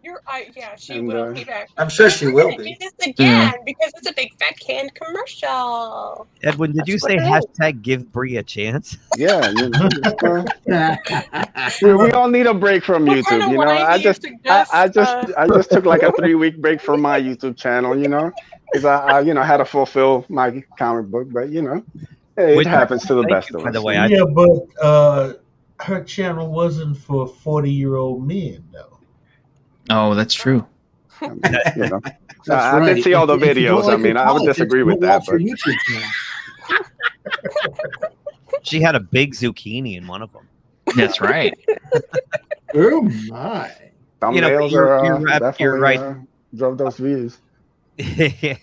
You're right, T-shirt though. She came with a crew. They were professionally. The first couple of videos she did had multicam editing and all this kind of stuff, and But what was fun was watching the view counts drop on each video, or watching people parody it and get more views and shit like that. That was brilliant. Jeremy from Geeks and Gamers made a fortune off of her. I know.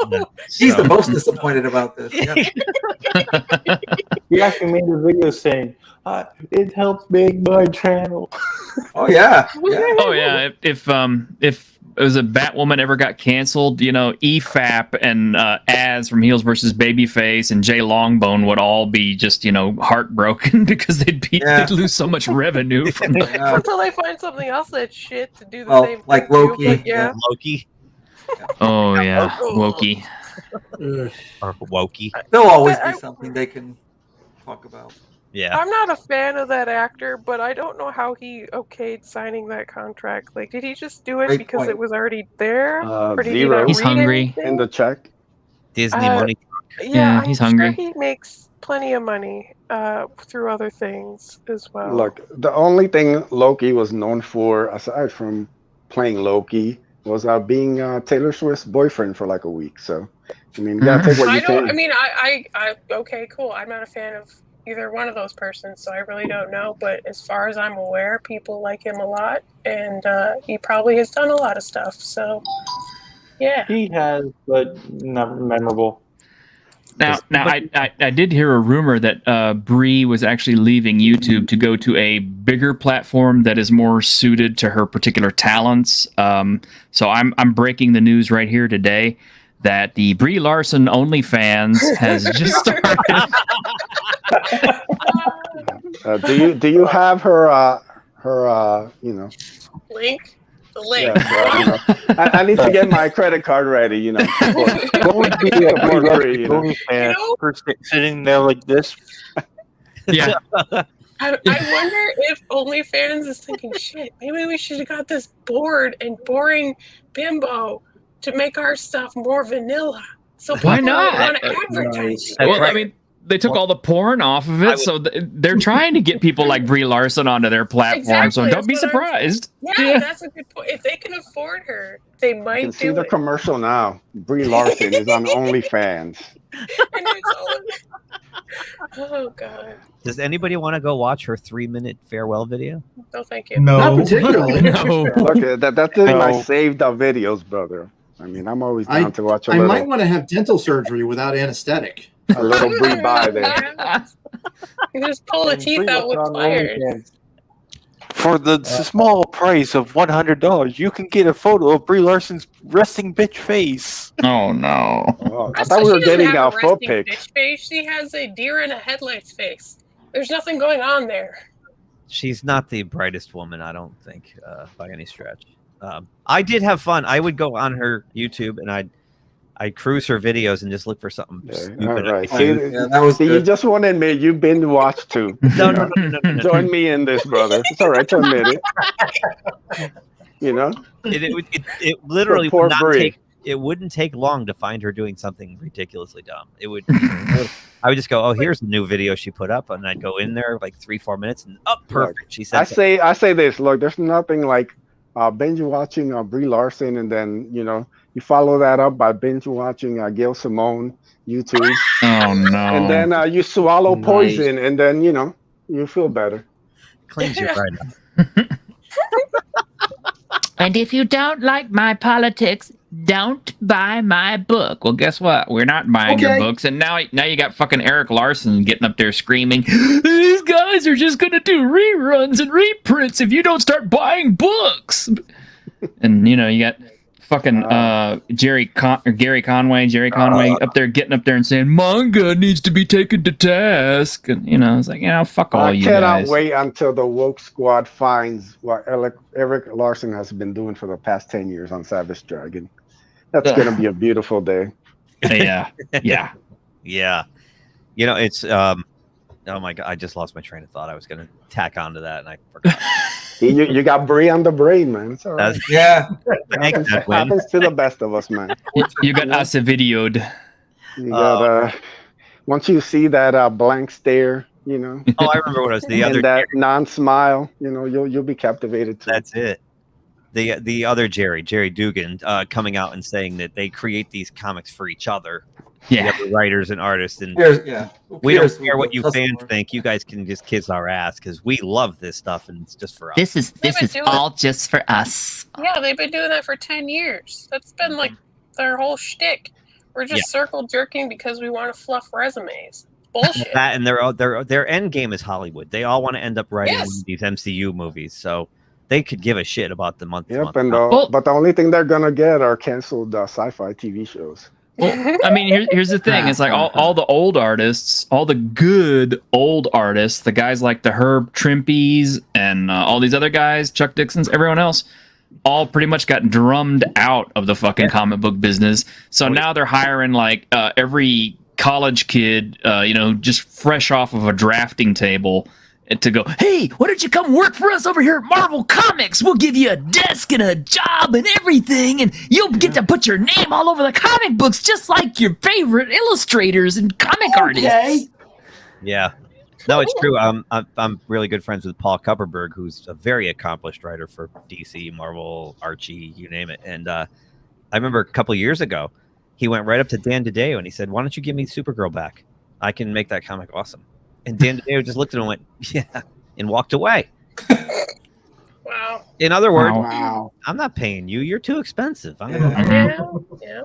Activist boy over here will write it. Yeah, Oh, it's the Dollar General effect, okay? And I use this is the how I term it. Okay, I had a friend whose son worked at Dollar General, and he worked there for like a year. Always showed up every day, even when he was sick. Everything else, didn't take any time off. Just worked his ass off, and he was salary was going up and up and up. And eventually they got to the point where he was making so much money that it was cheaper to hire somebody else instead of keeping him on. So they just kept cutting his hours back and cutting his hours back and cutting his hours back until finally they just had to let him go.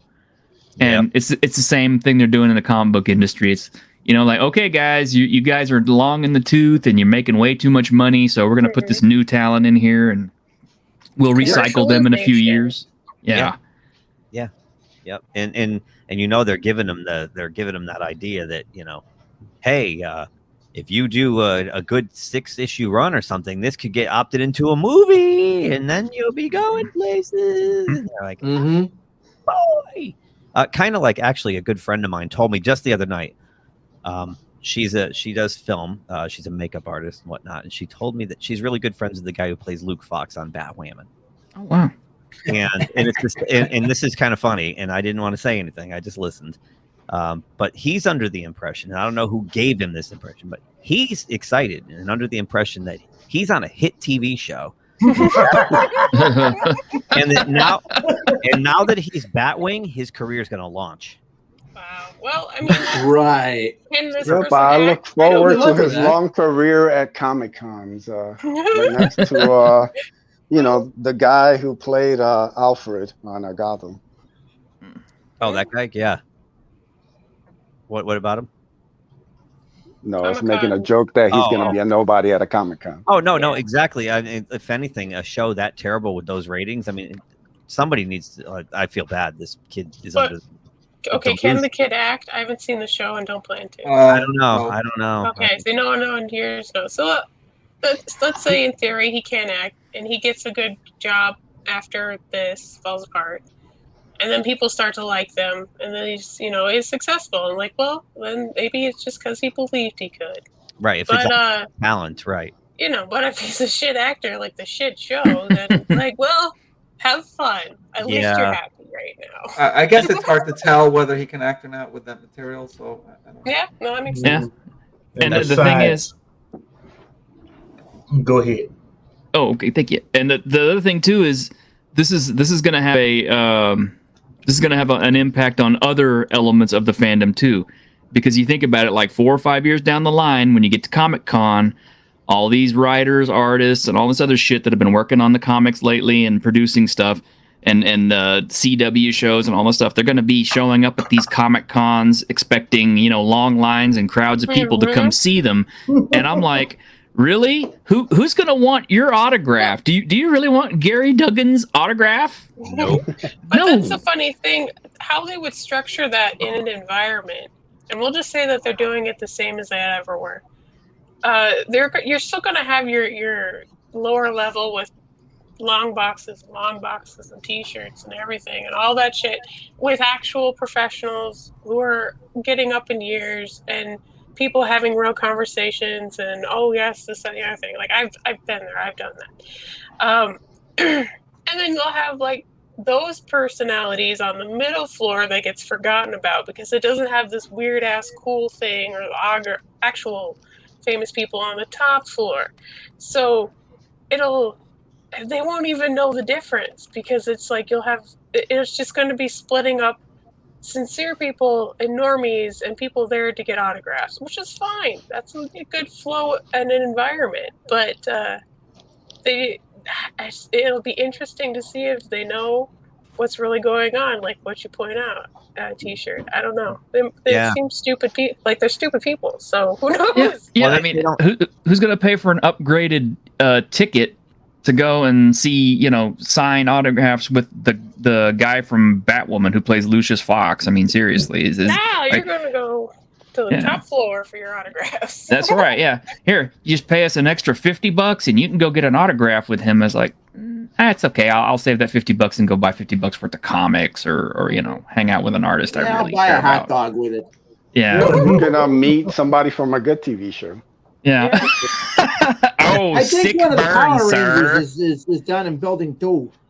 Yeah, it's just that too. As far as the Artist Alley, like you were saying, T-shirt. Gone are the days of the Dark Phoenix saga. Gone are the days of Frank Miller's Dark Knight. Gone are the days of these classic stories that. You know what is funny though? If you do go to a convention and you see the guys that have written those stories, their lines are still huge. Like they're currently working on them. Well, because those stories have transcended decades. Yeah. Nothing that has come out in the last 10 years. I can't remember. Let me think. Maybe aside from like some of the Scott Snyder Batmans. I don't know who wrote it, but the Deadpool where he fills up a pool full of pancakes, that's the funniest thing like ever. And exactly. And that little stint of Deadpool is really good. That's like 9 years old, something like that. 7 to 9 years old. Was that, that's about it. That might have been Joe Kelly's run, right? Was that Joe Kelly? I don't know. Yes. It's like none of these comic book writers and artists can carry Jim Starlin's jock strap, How do they expect him to line up at the tables for them? That's just it. And, it's kind of strange because I don't think they're thinking like that. And, this celebrity culture that they're caught up in, where these current artists and writers think that, I'm at Marvel, I'm at DC, I'm a celebrity now, right? I'm afraid I have some bad news.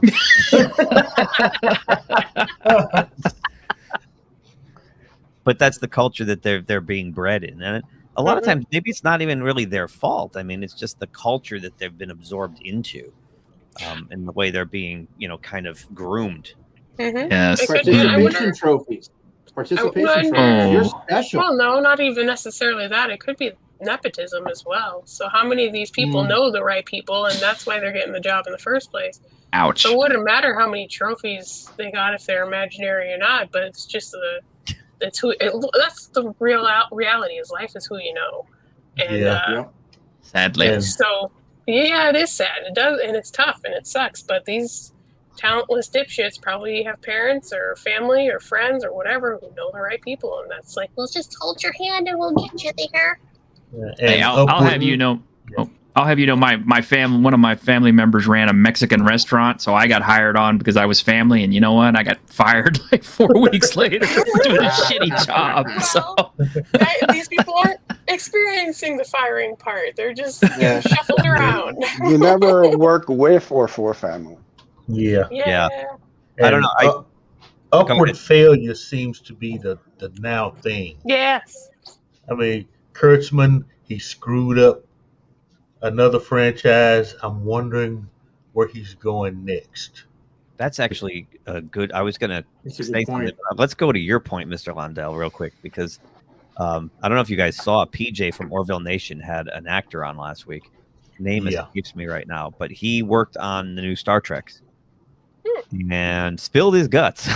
Yeah, I saw. This is a good story. The people at the top, and basically called out Alex Kurtzman as a tyrant who threatens people and runs a really horrible ship. Surprise, surprise, yet again. Not really surprised about that. No, I mean, again, like we keep saying this stuff, like, and then they finally come out and verify our theories. But we're the ones who should get struck off YouTube and taken off Twitter and banned. Yeah, we're the bad people.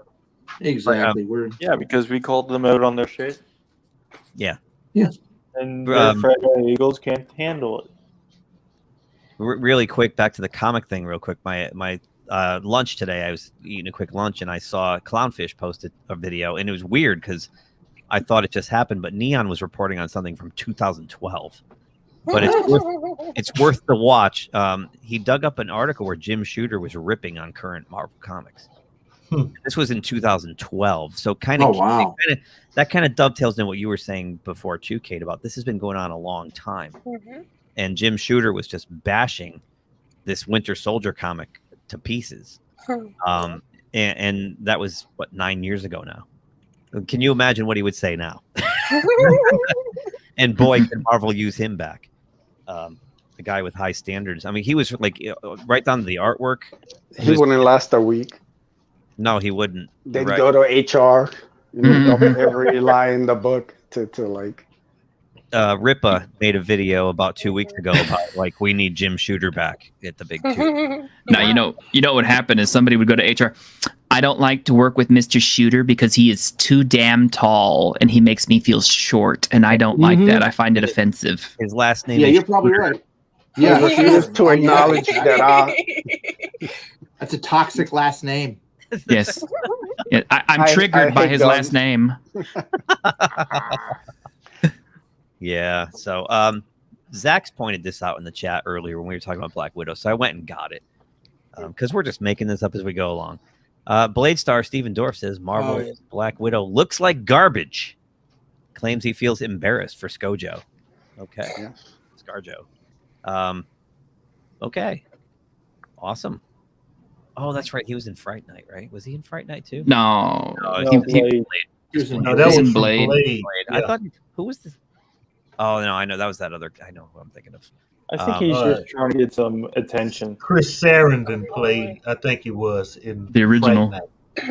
Yeah, he says he's embarrassed for Scarlett. I'm sure she got paid $5-7 million, but I'm embarrassed for her. I don't want to be in those movies. He continued. I really don't. I'll find that kid director that's going to be the next Kubrick, and I'll act for him instead. Wow. Well, bad experience Translation. I went to Kevin Feige and Marvel Studios asking for a job, and they refused me, so I'm going to bash their product. Maybe. Some of these people don't like superhero films. I mean, straight up. Like, I do want don't like bad movies. I will point out one thing that probably discredits Steven Dorff, and that is he did willingly participate in an Uwe Boll film. The actor also took a swing at the Oscars and Hollywood in general, noting that this year's Oscars were the most embarrassing thing I've ever seen. My business is becoming a big game show. You have actors that don't have a clue what they're doing. You have filmmakers that don't have a clue what they're doing. We're all in these little boxes on these streamers, TV, film. It's all one big clusterfuck of content right now. This guy sounds like he's twice his age.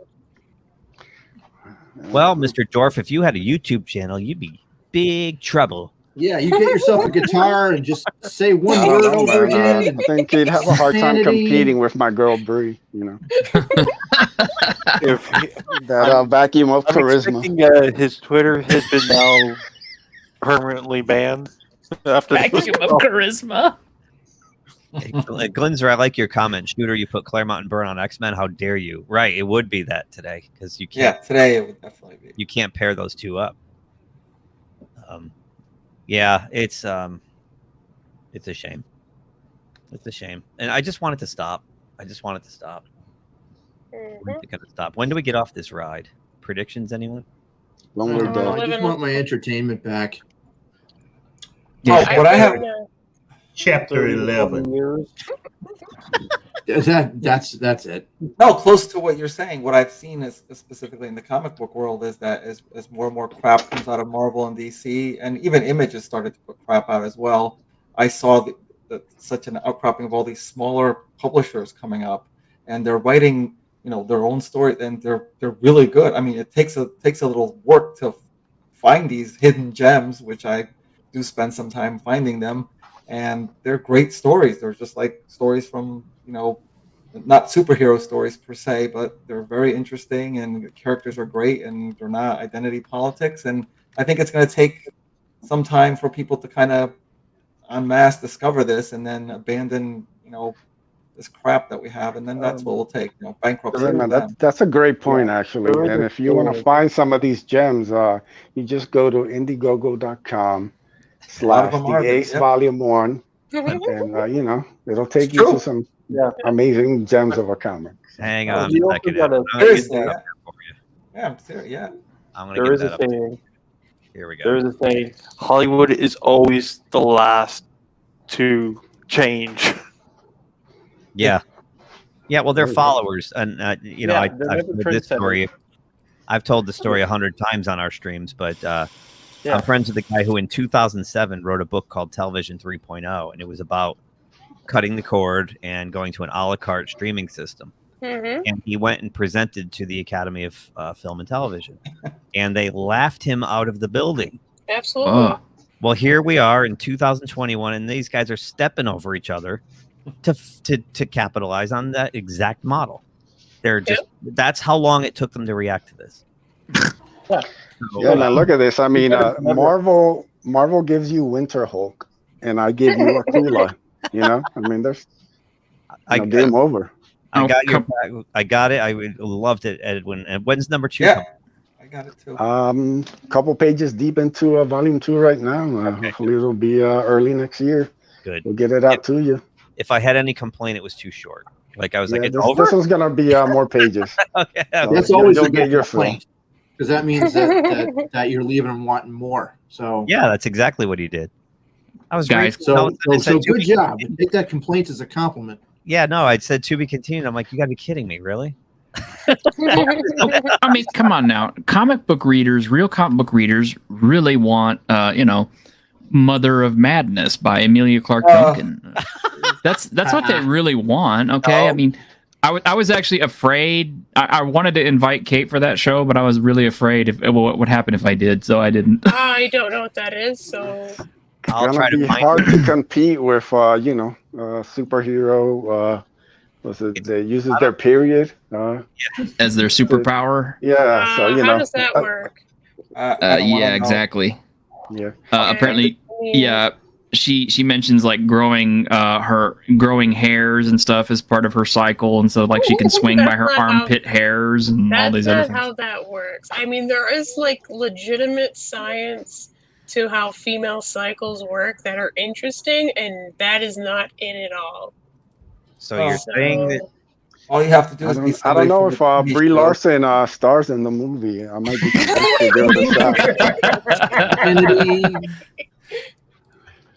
Oh man, do you think? By the way, if anybody's listening to this for the first time, they probably think, "Yeah, like, what's this guy obsessed with Brie Larson?" Like, I don't know. I Am Not Starfire might be better. Oh Jesus, no! It's gonna be tough. Oh, you got another one. Does he know if you can get that in Canada somewhere? Because we don't get HBO Max, but we get something half-assed, like part HBO Max, part another streaming service. So I'm wondering. Say the words with me. VPN. I know. Yeah, I might need to get a VPN. Letters. I'm sorry. I think the Dada art is kind of funny though. Like that's interesting, and they obviously ripped it off from someone. I bet. Wait till you see her actual costume. It's like it's just a giant. I don't think tampon. I've seen this costume. It looks like a big giant red tampon. Yes. Yeah. No, I'm totally guessing here. Not Chevy Chase. Who is it? I can't remember. The one where it's some parody movie and they wear like bodysuit condoms. Is it? But that's Naked Gun. Naked Gun. Yep, Naked Gun. Yeah, there we go. Yeah. Although they did actually have this character because in the Mystery Men, they were doing the superhero tryouts and they had that one woman. I'm the PMS Avenger. I only work 3 days out of the month. Oh. To be clear, this Well, is not that one of the word's hidden easy. gems I was talking about. No, this is like commercial or something, isn't it? Who published it? Image. Image. Yeah, there you go. They are now commercial. They are no longer indie. They haven't been indie in 15, 20 years. Yeah. I'm trying to find the part about the armpit hair, but I can't find it. That's fine. No one cares that much. Should have bookmarked it. Basically, she said she can swing from like Spider-Man from like her armpit hair. That sounds painful and very impractical. That's an image. For Let me tell you. anyone, yeah, like why would any human want to do that? That's just, yeah, no. Well, welcome, Catherine. This is it's a free for all tonight. Yeah, yeah. This is definitely an atypical show. We're just kind of winging it. We're just kind of winging it. Yeah, we're gonna wing that mother. So this comes out on July 21st at your local. Oh, it's not even out yet? Holy shit. No, it's not Oh out. my god. So I think what we might have to do is run on down to our local comic shops, get a copy, and review it. Yes. Sit there in the comic shop, Sounds about read it, put it yeah, back, might have and to. buy something else. Might have to no, do that. a lot of times when it's curiosity. Yeah, when it's really hot trash, I usually have to go get it. I just have to, like, I bought Children of the Atom and read it, like, because I had to. And Republic. Yeah, this guy bought the High Oh, Republic, that's right. so he has no excuse. I bought the High Republic. Yep. Oh, Glinzer has a good point. Yeah.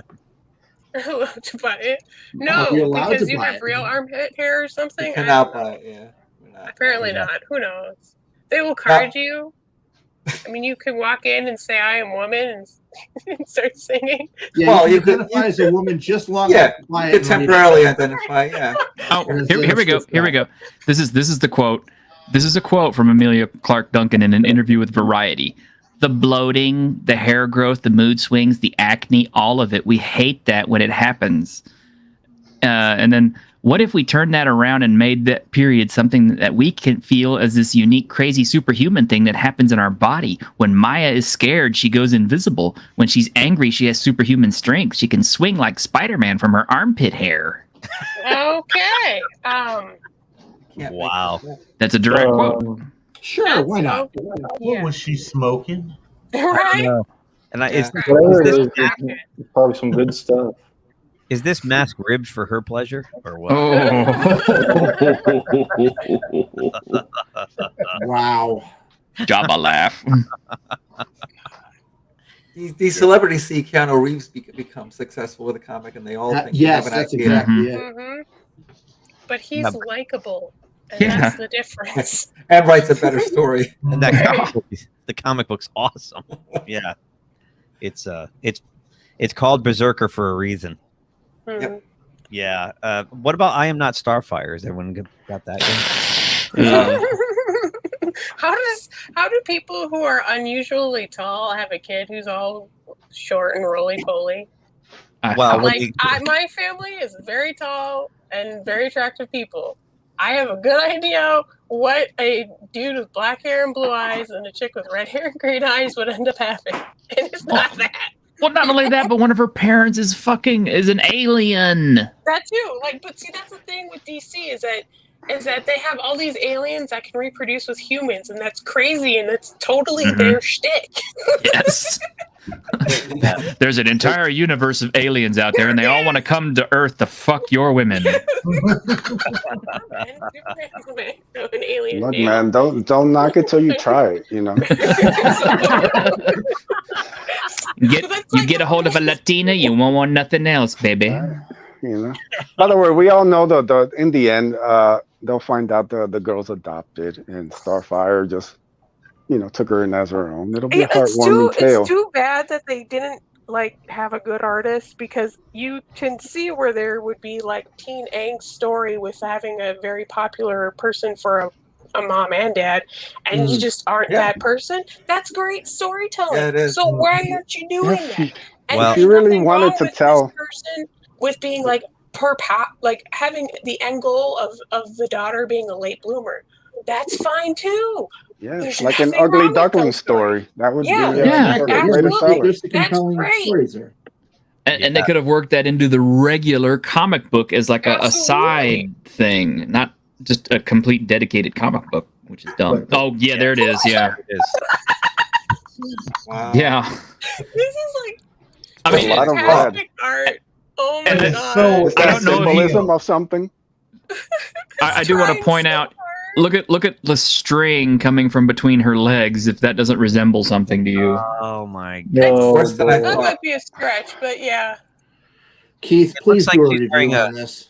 It's a gimp suit. Just say it. It's a gimp suit. But it looks like a NASCAR too, with all the logos on Yes, it. yeah. Is a mom the safe word? Holy crap! It's a gimp suit and sneakers. Oh my god! What the fuck? It's amazing. Well, the sneakers. Clearly, we can't compete with high quality comics like this. No. I'm gonna cancel all plans for the Ace Volume 2 after this. Or just make the Ace into a gimp. You're just throwing a gimp in the ace. If this book sells one copy, I want to know who bought it. It'll be me, Mr. Londell. I'm gonna buy this. Yeah, I'll check out the first issue. But. Yeah, it's gonna be her family. Buys some copies. Yeah. Are those fists on the left? Yeah. Yes. Wow. Yep. Yeah. Okay. Yep. Why? I don't know. I mean, what is it about this? What about this cover evokes menstrual imagery? I'm not sure. Actually, nothing. Really nothing. It's totally just a really weird vanilla high school BDSM thing. It must be the red. It really is. Red, yeah. It really It's gotta is. be the red. Yeah. It looks like high school BDSM stuff. You're absolutely Yeah, like I mean, I went to an art school, and it was full of weirdo kids like myself. So You're a cool weirdo, though. You're our kind of weirdo. Yeah, you are our kind of weirdo. Yeah, you put up with us. We like you. Yes. Yeah. This is going to cost me $5. Yeah. That's Comics it. ain't cheap anymore. Yep. Oh, at least look, it's a 3-issue miniseries. I'm going to buy all 3. It's worth $15. well, this is not okay. This is the second one then. So the That's one. ski Number mask, one. Number the two. balaclava is Just imagine the resale value on eBay for the collection. That's the thing. If this tanks and then all the copies get destroyed, but then like 5 people have them in 5 years, not just because it's funny. I'm sure this will sell enough where you right can there. track down each copy sold and bury it in the desert right next to the ET Atari cartridges. Nice. Oh my god. Speakers. Oh my Wow. head. My head hurts. All right, Hey, this man, has been fun, but I gotta get out of here. Thank you for having me on, guys. Before you go, Edwin, It was nice to Yes. meet you, man. pimp Yeah. your channel, sir. Yes, you can follow me on YouTube at Drawing Aces. Took a couple weeks off from streaming, but probably be back in the next couple of weeks. I do interviews with creators and also do a movie watch along stream. I think I'm close to 200 subs, so if you haven't subscribed, throw a sub my way. I also have a pro wrestling channel called Indie Wrestling Aces that's got 6,500 subs. So if you like pro wrestling, you can sub to that too. And I'm on Twitter at Edwin Aces for all your ace needs. And please back the Ace, Volume 1 on Indiegogo. Awesome. And all that will be put in the show notes tomorrow. Subbed. Tomorrow when I Thank you. look at that. You picked up a sub right there. 2 subs. Appreciate it. Thanks for coming on, my friend. Thank you for the book. And I'm looking forward to the next one. And we'll talk soon, man. All right, guys. Have a good night. You too. Me too. So yeah, we're getting toward the end. Back to the Starfire thing, Kate. You have a child that looks like that when you do a self-insert as the author. Yeah, no, I noticed that. Like that was the first thing I noticed and thought of was that it was actually just the author, because it's ridiculous. Yeah. So that's how that happens. But let's quickly look for anything else that may require our attention before we sign off. But nah, doesn't really look like it. Oh yeah, actually, the Alien series. Oh no! Oh boy! No! So the Giger estate isn't rolling in their grave yet. Did everyone see what Noah Hawley said? No. I don't know who that is. Noah Hawley is actually a very good showrunner. He's responsible for the Fargo television series, which which was outstanding. Yeah, that's a good show. Okay. Yep. What Noah Hawley? He's going to be the showrunner for the FX Alien series. Ooh. However, oh wow, it's going to explore consequences of inequality. What? I think what you're going to have is the xenomorphs are going to, they're going to talk about how they're oppressed. The xenomorphs are going to want, what do they call that? Equal rights, equal representation. God, I'm drawing a blank. They want a seat at the table. A seat at the table, or they want reparations. They want reparations. Oh God! Well, they had Marines shooting them and all this nonsense. So okay. They the only way I could see the inequality thing happening is like if they use all the androids that are in the Aliens universe, then you could easily tell that story. So basically, tell that story. Right, but the people writing this have never actually seen the movie. So that's what's going on. Oh, I don't know. He clearly has. He says, talking about Ripley, she's one of the greatest characters of all time. I think the story has been told pretty perfectly, and I don't want to mess with it. Okay, Yeah, so you're going to That's act smart. like. Okay. So you're going to act like what's the other female? I don't know, Marine or whatever they are. Who has all the great one-liners towards her male counterparts who just try and shit on her left and right, but she just Vasquez, yeah. So we're gonna pretend she doesn't exist, even though she knocked down all these big dicks to the real size. And it turns out that we need to find a magnifying glass to find their little teeny tiny Peters. Wow. They're gonna pretend she doesn't exist. That's what's gonna happen. That's fucking dumb. That's destroying some of the best subplots of a movie. Glinzer crushes it. It's not aliens anymore. It's undocumented xenomorphs. Yeah. Build a wall. Love it. He said the franchise will look to go deep as well, examining inequality as it juxtaposes the people you send in to do the dirty work with the people who are sending them. So it's going to be kind of see that a class thing. So it's more political then. Yeah.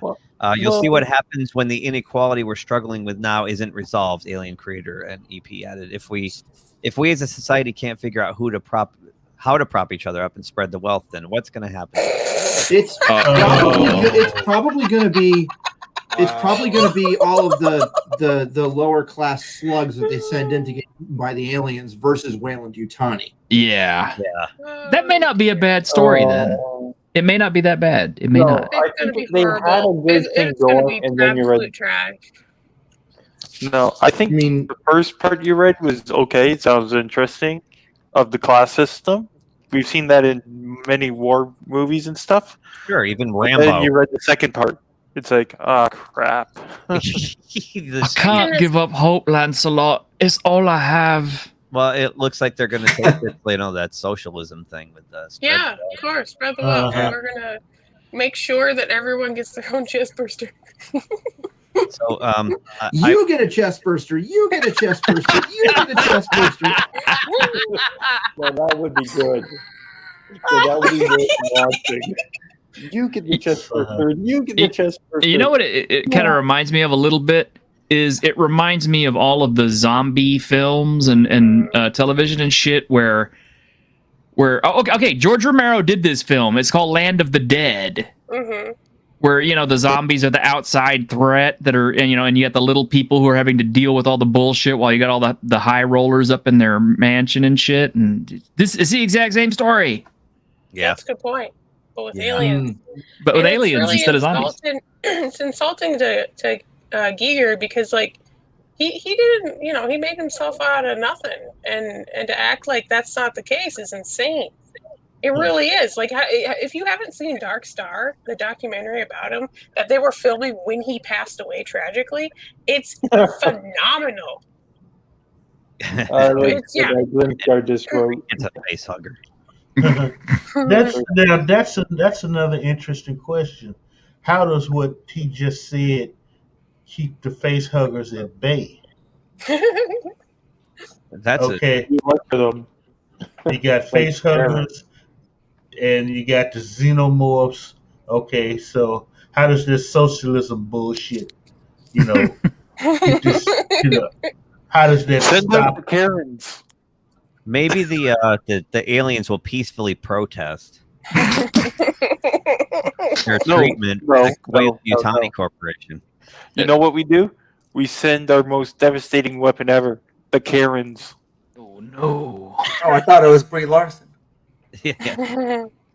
Well, either way, it sounds like more, more ideology wrapped in an IP we all love, and we I will think find out. There is the possibility. I mean, he has done good work before. He has. Maybe this he could pull a rabbit out of his ass for this one, but I think I'm actually more pissed off that it's going to take place on Earth. That is interesting. What's wrong with colonies? Totally. It makes more sense on the colonies. Yeah, well, the word, that's the problem. Colonizers. Yeah. If statement. If all this is just like, we're saying this fluffy stuff so people are interested that would not be interested, well, everyone else is like, well, I guess I'll try it, and then turns out to actually have nothing to do with the statements, then that could be an interesting turn in things. But I doubt that'll happen. It could. I'm going to hold on hope because Fargo's a very gritty show. It was very, very well done. So that first season was so good, wasn't it? Though. Yeah. Yes. Yeah. I mean, at first it was like, oh, good, they're turning this into a TV series. I love Lorne Malvo. He is my favorite villain.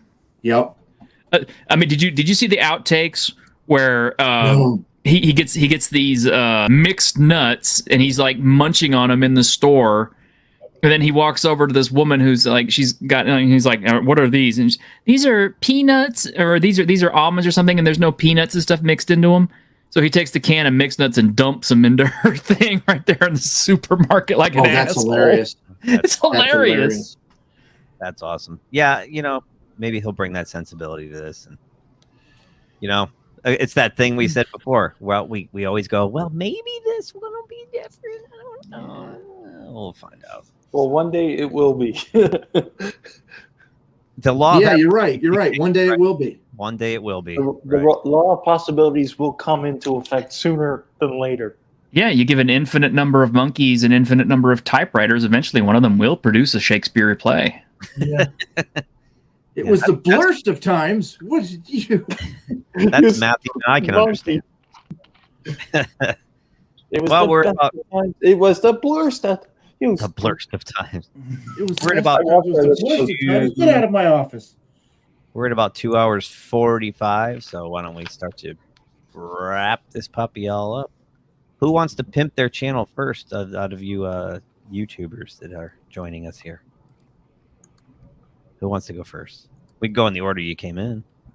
Well, that would be me then. How about or Kate? Ladies first. I only pretend to be a YouTuber. I don't really YouTube. Well, you can pimp your regular stuff. Your business. Business. I can share my business stuff. There. Why don't we do that? That's no problem. Can you share your screen? Yeah. All right. I can share. Well, whatever you want to do. Here's the link. Yeah, you could probably get it quicker than me. That's why. There you go. Right there in the private chat. So. Oh, you put a link. Okay. Give me 1 second. Dun, dun, dun, dun, dun, dun. I guess I'll go next. Yeah. Okay. Hang on. Now I got to share.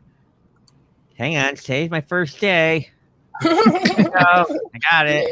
I don't know what to do. I gotta push this button.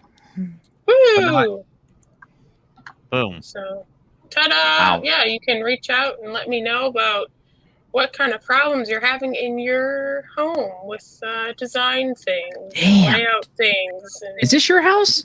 No, these are all 3D renderings that I use a program with. So I wish this was my house. Thank you. Yeah, they look real. Yeah. They really do. Love which that is awesome. office. Yeah, I do too. I think it's great. That's an Eames chair, so that's a very popular one. And then there's links right on the front page to a lookbook and a luxury design goods or decor. And you can shop right from those links or check out my blog or email me and ask questions anytime. So, yeah. Awesome. Virtual interior design. There we go. And I will put all the links in the show notes. So all the info will be there on the replay. So thanks, Kate. No problem. Thank you. T-shirt, you go next. Hey, I'm a T-shirted historian, and on Saturdays I do the Week in Geek, where we talk pop culture and generally try to sort of be positive despite what we're getting in pop culture. But you know, it's a struggle, but we do. And on Tuesday mornings, I do Dungeons and Discussions with my with co-writer / friend and cool dude Grim. The rest of the week, I'm kind of on everybody else's streams because, you know, I don't have any other set schedules. And so I'm the internet Ronin. I wander from people's streams to stream and I hang out and I try to be cool and say funny things and make everybody laugh. And pimp out other people's channels. There you go. Hey, I'm one of those people that I come on and laugh. Thank you. I appreciate that too. I come on and laugh. Grim is awesome. I love that. Grim is funny, man. That dude is cool. Yeah. All right. How about the person, Paul Lynn in the center square, Mr. Londell? Oh, okay. Mr. Londell's Groovy Movies. If it's from the 40s or 50s or 60s and a cheesy sci-fi or horror movie, you can probably find it on my channel. And you picked up a sub from me, sir. And I saw that. Welcome to the sleaze cheese zone. There's some crazy stuff. I don't know where you find all that stuff. It's out there. If I had my way. Culture. Okay. If I had my way, this is what you would see. Mr. Londell. No wonder I like you, sir. Hey, I've always loved those universal monsters. Oh, those are great. Those are great. Commodore Ty, step up to the plate. Hello. So my channel is Commodore Ty, where I do reviews on all your pop culture shows. I've reviewed Resident Alien, which was presently good, as well as Superman and Lois, finally something that CW actually made properly. Who knows how long that will last, so cherish it while you can. And then, of course, I've been looking into all the newest Marvel, DCEU, and the god-awful Star Trek that we get. So when that comes out, join my channel, subscribe to my channel so you can see me lose my mind while I try to review. Yeah, we'll have to talk about Star Trek Prodigy at some point when it. I liked your cast breakdown there. That was Do we have interesting, especially the Tellarite. What the hell is that? Did you guys see that? That's not a Tellarite. Yeah, Tellarite. I read that. It looks like a brown onion. Like that was supposed to be a Tellarite. Yeah, I couldn't believe it when you said that. I was like, yeah. That's nuts. Well, I mean, it looks like they ripped off Pixar anyway. It does. Those are Pixar characters. I don't care what anybody says. Yeah. And I said, if they drew that as a Tellarite, a Talaxian, okay, it'd be more forgivable. But a Tellarite, no. We've seen what Tellarites look like in real Star Trek. Hell, we've seen them in Lower Decks, and you can clearly tell it's a Tellarite. And I even show a random Tellarite cartoon that I found on Google image search saying, hey, we can make it look cute. What the hell is this you gave us? Yeah, I mean, you're right. Even Lower Decks from the same creative team has an actual Tellarite. It was bizarre. And then they have the one that looks like Mike. What's the name? Mike Wazowski, whatever from Monsters Inc. That's a Medusan inside the Pokeball. The walking Pokeball. Yeah.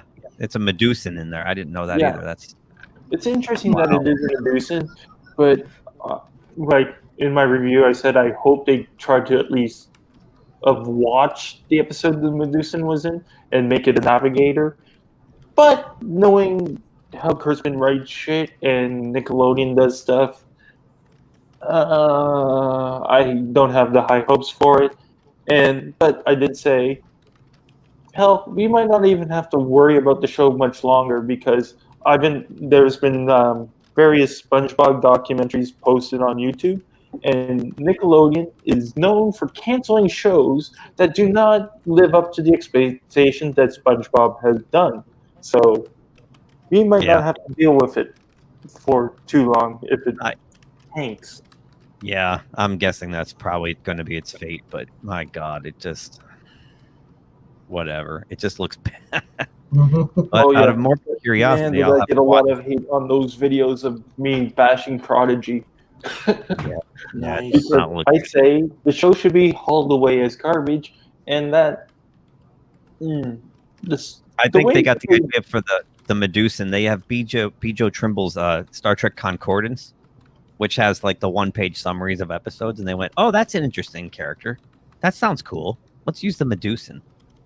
They didn't actually watch it. Yeah. And then another gripe I'm going to pick with it is why the hell are they hosting it in the Delta Quadrant when almost the entire crew cast and the subcast, which is far more entertaining to read about, and actually sounds like Star Trek. If you read, I have a video on it. If you look at the secondary cast or the subcast, it actually sounds very interesting. Then you got the main cast, and then you're like, what the hell is this? Yeah. Well, we'll find out soon enough. Spoiler, Pete? Yes. Got anything to say before we go? Yeah, I just finished watching Godzilla Singular Point on Netflix. I'm not sure if I like it or not. It's that's weird. Our cliffhanger. You'll have to come back. I'm not sure. You'll have to tune in. Does he like it or not? Now it's I'm not sure if it's really smart or if it's trying to be really smart. It's a weird show. It's not just Godzilla stomping around stuff every week. It's different. And the animation is good. I'm not a big fan of anime to begin with, so I don't know how many anime tropes are going on in this show. But I like it, but I'm not sure. Okay. But yeah, watch Godzilla Singular Point. It's 13 episodes. It's on Netflix. And then let Pete know if he should like it. Yes, please. Tell him you like this. Edson, what do you got for us, man? Well, I gave the Tomorrow War a try with that new Chris Pratt movie. I don't think it went into theaters. I think no, it probably should have. It's funny how it's like a summer blockbuster, but I don't want to watch it because it's on streaming. Yeah, I decided to give it a try because I saw that some of the critics were killing it. But then when you go to Rotten Tomatoes, there's like the critics are like what, 10-13%, and then the viewers are like 90-something%. I'm like, well, I'll go with that. So it's not a politically driven movie, so you know it must be good if the critics are bashing. Right, and you wonder whether some of the bashing comes because of Chris Pratt thing that they want to bash. But I decided to give it a chance. I liked it. I liked it a lot. It was interesting. I mean, it's not some kind of literary epic movie, and I know time travel stuff can be kind of cheesy, but the premise was interesting, and it kept me there. It's like 2 hours and 20 minutes, and it kept me there. I didn't feel like walking away or taking a break or anything like that. So I thought it was really good. Awesome. Cool. I got nothing. Great. Thanks for be sure to subscribe and actually Superman and Lois. I'll say that. Superman and Lois. Yep. Really enjoy it, and so far so good. Tone is just right, and I really like his Clark Kent. And I've been doing really deep dive episode reviews, and I keep going back to his Clark Kent. Like he doesn't have to be Superman. I'll watch it. He's so good at the Clark Kent stuff. Anyway, I'm just worried because it is CW. Remember that. So cherish it while you can. I know. But you can tell that it's got actual Warner dollars behind it. It just the production value is so much higher than anything else on that channel. But the reason we're calling this season 2 finale is because I have to take a break because it's time for me to be a dad. My daughter's coming to stay with me for 3 weeks, and it's the 3 weeks a year I get with her here with me because she doesn't live in the same state. So I will not be doing any live streaming for 3 weeks starting next Wednesday. So we're taking a little hiatus, and I think when we come back, we might not be on Tuesday anymore because it's a fucking log jam, man. It's amazing. And I reached out to a lot of people all the time, and they're like, Tuesday. And you can see it. Like, there's like 9 streams going on right now. Yeah. Yeah. And it's funny because when we started the channel last year, we were like, Tuesday, there's nothing on Tuesday. Perfect. Everyone else noticed it too. Thursday or Saturday now is nothing's on. Well, T-shirts on Saturday. I'm on that show. Okay. But we'll figure it out. So we're gonna be taking a streaming break for a couple weeks while I be a full-time daddy, and I'm looking forward to it and spend all my extra time with my little girl. So that's why we're taking a little break and calling this the season finale. So I want to thank everyone who's been part of this, for your support, for your subscriptions. Thank you, chat. The usual suspects in the chat, you know who you are. You crush it every week. Make me laugh. And in the meantime, I'll still put up like little videos and whatnot to keep the algorithm happy. Otherwise, it's like we'll be starting over again in 3 weeks. Yeah. But you can still find us all on the social networks at GeekTime.net. Please subscribe to the channel. And you can email us at geektimenet@gmail.com. And we're getting blown up with spam. I got to probably get a new email address. It's awful. It's just awful. It's like, I think I have paid for about 95 virus protection software programs this week alone. Crap. Jeez. Yeah, they keep going, oh, thanks for your subscription to whatever. And I'm like, I thought Google did a good job filtering that shit, but apparently not. So that's that. We're on the wrong side of their political spectrum. So they're like, send all the crap to them. So I think the saddest part, though, Pete, is we're going to have to retire your little parting slogan. So you can say we won't see you next Tuesday. We won't see you in a few weeks. See you sometime. I can't help wondering about the friend I leave behind. There are always possibilities, Spock said. I must return to this place again. If you enjoyed this video, please give us a thumbs up below. Also, please subscribe to GeekTime TV. It really helps us grow the channel. And make sure you hit that bell icon in order to receive notifications every time we drop new content here.